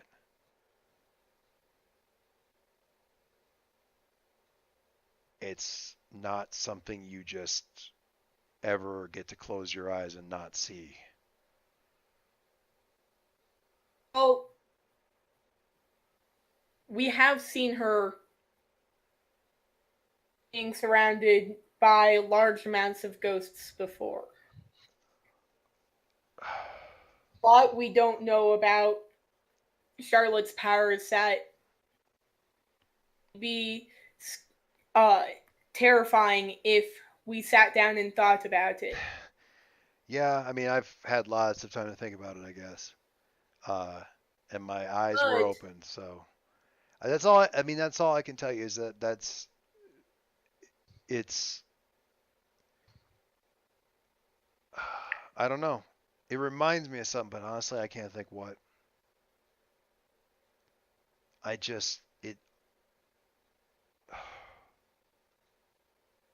don't know. I went to see if she would come help, and I couldn't even ask. I couldn't bring myself to go anywhere near it. Well, and I'm not, I mean, we're not known for being particularly self-preserving, but I tell you. We have someone who can make it through to talk to her.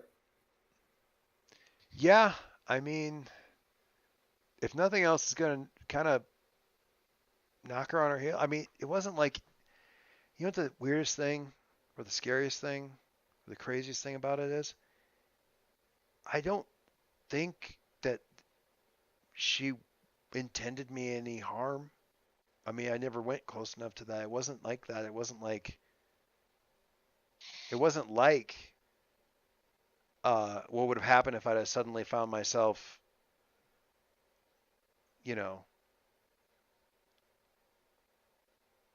captured by somebody. It wasn't like that. It was just, you don't run into a tornado, man.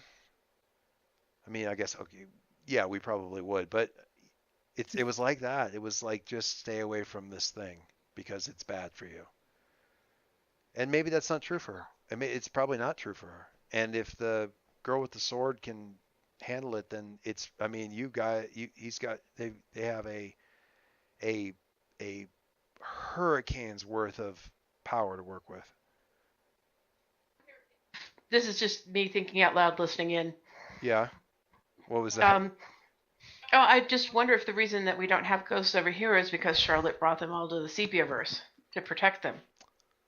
Well, the ghosts on this side, on your side, the ghosts on your Halcyon City side knew to call you General when you got back. Gary. So I don't like to think about that. So that's probably, I mean, yeah, I mean, it's not outside the bounds of possibility. I mean, maybe ghosts don't see multiple dimensions. Maybe they're all just ghosts. Who knows? I guess it's a possibility. You're going to find out. Hey. Yay! All right, let's have Alicia's jiggery pokery roll. That needs to be a stat. Jiggery pokery roll. One jiggery Jiggery pokery. I have a 6 in Alrighty. jiggery pokery. I don't think I have a plus Which on anything, member of so the it's just which member of the consortium will roll terribly tonight? We've had Ghost Girl. We've had Harry. I see a hit. Okay. Ooh.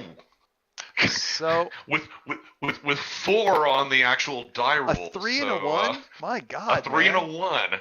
A 3 on the roll. All right, now Really trying to make it bad. Now it's a 7. if you really want the 10, so this was what was this? Unleash your powers.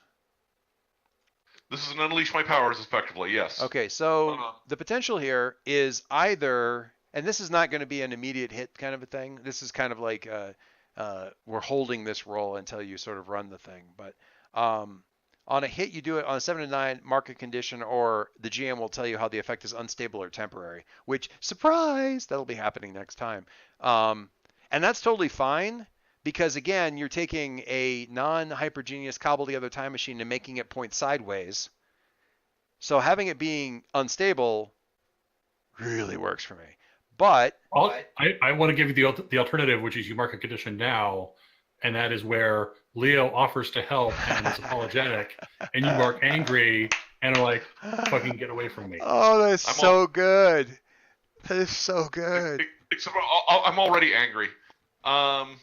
You're angry and what's your other one? Angry and I'm angry and afraid. I mean, I would say if Leo actually engaged me that way, I would feel insecure. ooh. Because crap, I need Plus, I need following that last this dude's conversation, help. I need his help for all of this. Yeah. and the ironic thing is that all of that self-questioning is for naught because in taking the condition, the thing is going to work. But Right. you're walking into the whole scenario angry, afraid, and insecure.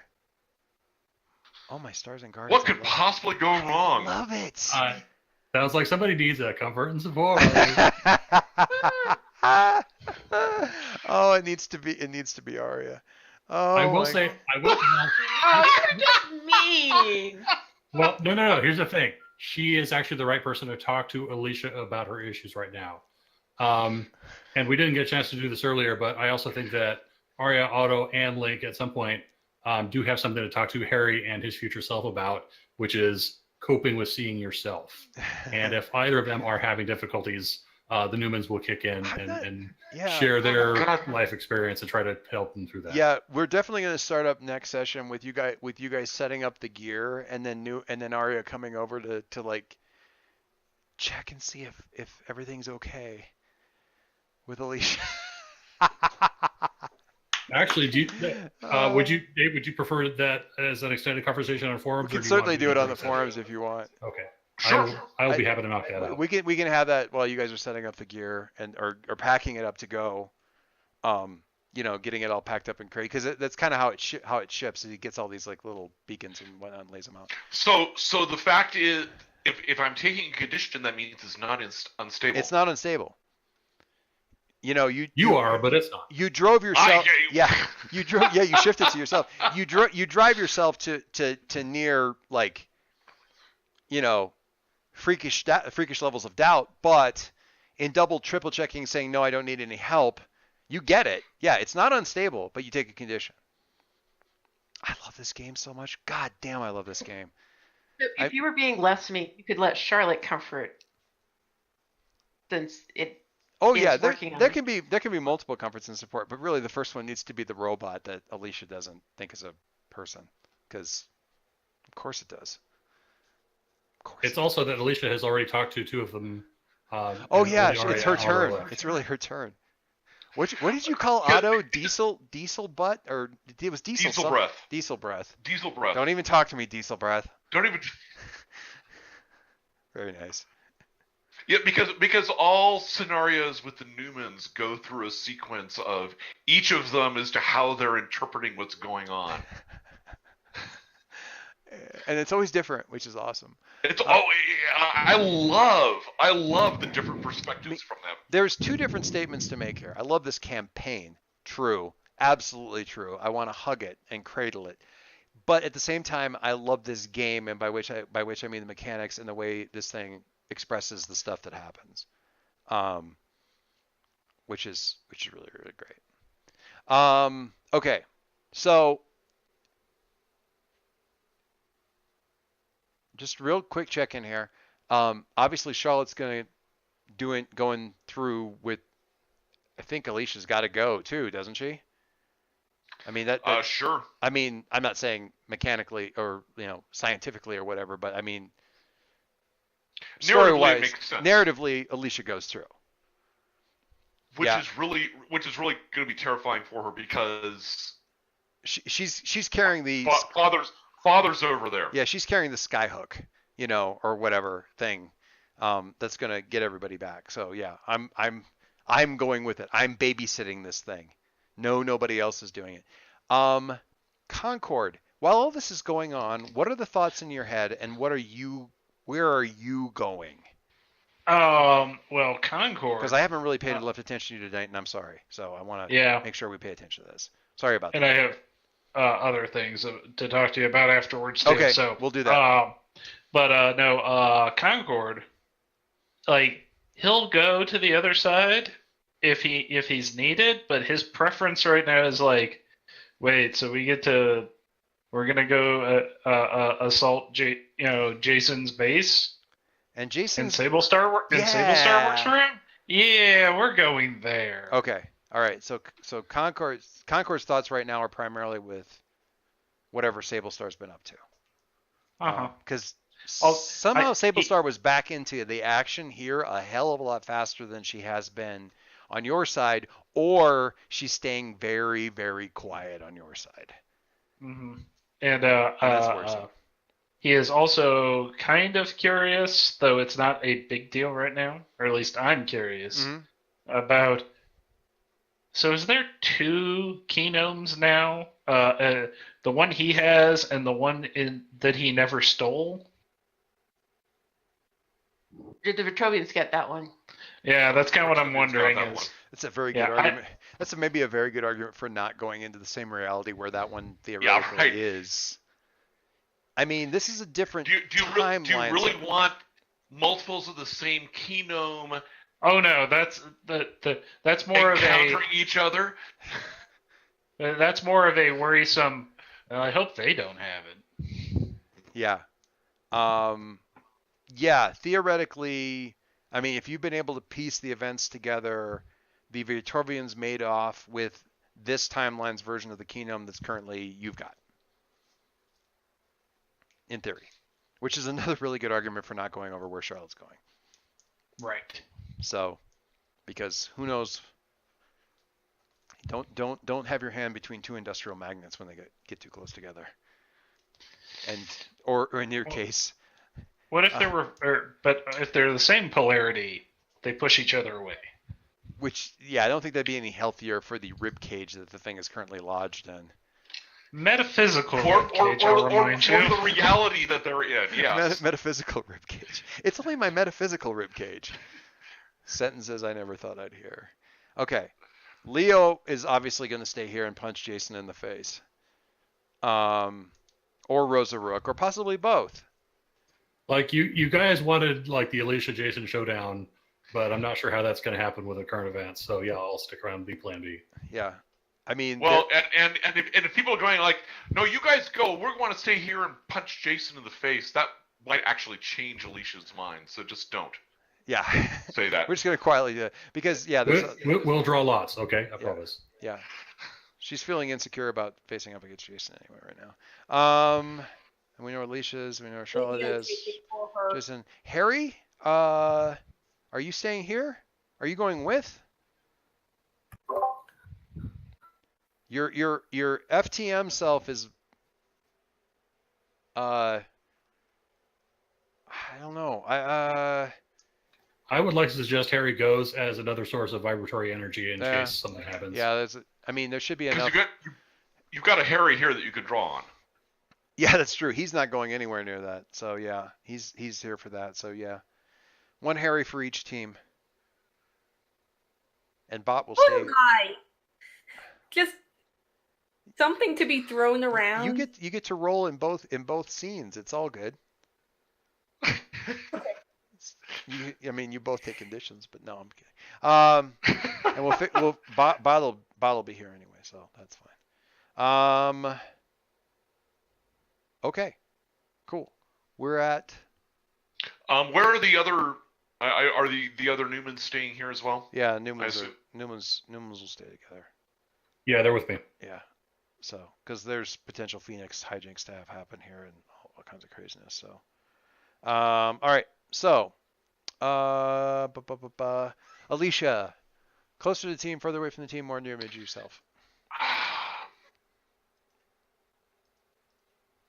I will go with closer to the team and make the horrible, horrible mistake of probably saying that it's because Charlotte actually sought me out as, Oh yeah. as a component in this. So, All right. So Charlotte, if you have influence already over Alicia, shift some labels, and if not, take influence. Labels. yeah, she has an influence. Yeah. Leo. Closer to Charlotte because she's finally including us in her plans for the Wounds of the World. After 40 goddamn sessions. Excuse me, 42 sessions. Is it 42? I rounded 42. down. It's the Scipiaverse, so we round down. That's your Yeah, rule. that's true. But yeah, 40 sessions, and Charlotte's thing is finally involving other people that aren't NPCs.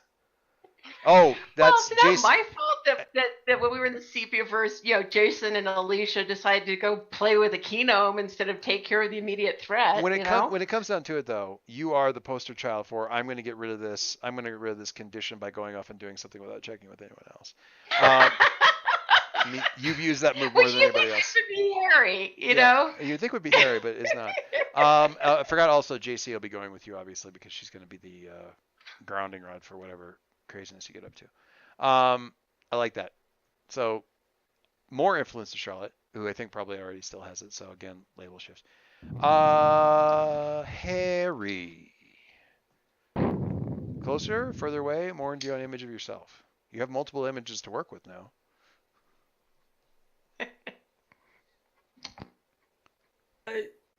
More into my own image. Okay. You've seen what you become, and your hair is magnificent. But you have a crappy beard. Yeah, the beard is. The hair is really good. Weird. Really, really, really, really magnificent head of hair. It's the old Jason. The Biff Tanner Jason. He's. Yeah, I don't know. That's interesting. I don't know. I mean, his dad's hairline didn't recede, so probably I don't get to make Jason bald. That wouldn't be fair. He's got a nano toupee. Okay, just Why do you have black that's what hair? Trump Why is your hair black? Why do you have hair? Why is your hair Oh, black, Jason. Jason? Really? It's like it's a reverse skunk he stripe. developed one and he sold it to Trump. You know. So. God. Charlotte, closer to the team, further away from the team, more into your image of yourself. I'm gonna say closer to team because Because they're helping you. If only you'd asked sooner. amazing that. And I would say going to Concord because he's the one that just like boom, Nice. sonic boom, he's there. Yeah. Okay. Cool. Acts like a 5-year-old, but it's okay. He acts like a very sincere 5-year-old. I'm gonna look like Precocious 5-year-old. yeah. But yeah, totally back to your play when Scared FTM showed up. That was good stuff. Yep. And Concord, closer, further away, more into an image of yourself. We're gonna go more into the image of my own self Okay. because I need to get a little more dangerous here. Oh, we're heading into that. We're heading into that territory. You ramp it up. Ready for another showdown. Are you angling for the comic panel that you drew? I am angling for some things. Interesting. Like, if that happens, I admit I probably could have wrote the dialogue better, but I like that dialogue. I would still be happy about the whole thing. I didn't get in there and say how awesome I thought that was, but I thought that was awesome. So there you go. Yep. All right, this future timeline thing has somehow become a 6-issue half-year arc that was supposed to be a 1-issue one-off by like a guest author that turned into a thing. You should know better by now. I know. Well, I'm glad that it did because the reason that it's got longer is because it's actually been impacting everybody. And has actually now turned into this thing that will seriously inform Charlotte's stuff when we get back. And if I play my cards right, Concord stuff too. So, Ooh. well, yeah, who knows? So there's all kinds of craziness here. And actually touches back on Virtovia. There may be some solutions to the Virtovian problem in this and all kinds of things. So I'm really glad that the reason it's gotten big is it's actually become very fruitful for all the timelines that we are ostensibly not paying attention to because it's all going to kind of feed back to that. Also, I will totally look away and not judge if you guys get back to the main timeline and just punch Jason once just for no reason. Just, dude. once. All right. That is. We're all gonna be lined up. So that's once for each of us? In Yeah. airplane. Jason The airplane. is gonna be there sitting in the boardroom, and we're all gonna show up, and we're just gonna say, "Jason, don't you ever!" And he's like, "What? What did I do?" No, think about it. It's just going to be like, Jason, you could have been a much bigger jerk than you actually are. Like, Nice job. Well yeah. done. If we ever see anything in the news about you doing anything business related with Rosa Rook, we are going to come here and punch you repeatedly in your nanobot protected junk. But anyway. All right. I think that's it. Are we all good? Thank you, guys. Yeah. Except Mike wants to. Yep. So Doyce. Yes, sir. Not this upcoming week, but the Yes, week sir. after. Oh, I'm going to be in Atlanta. Okay. I'm going to hang on.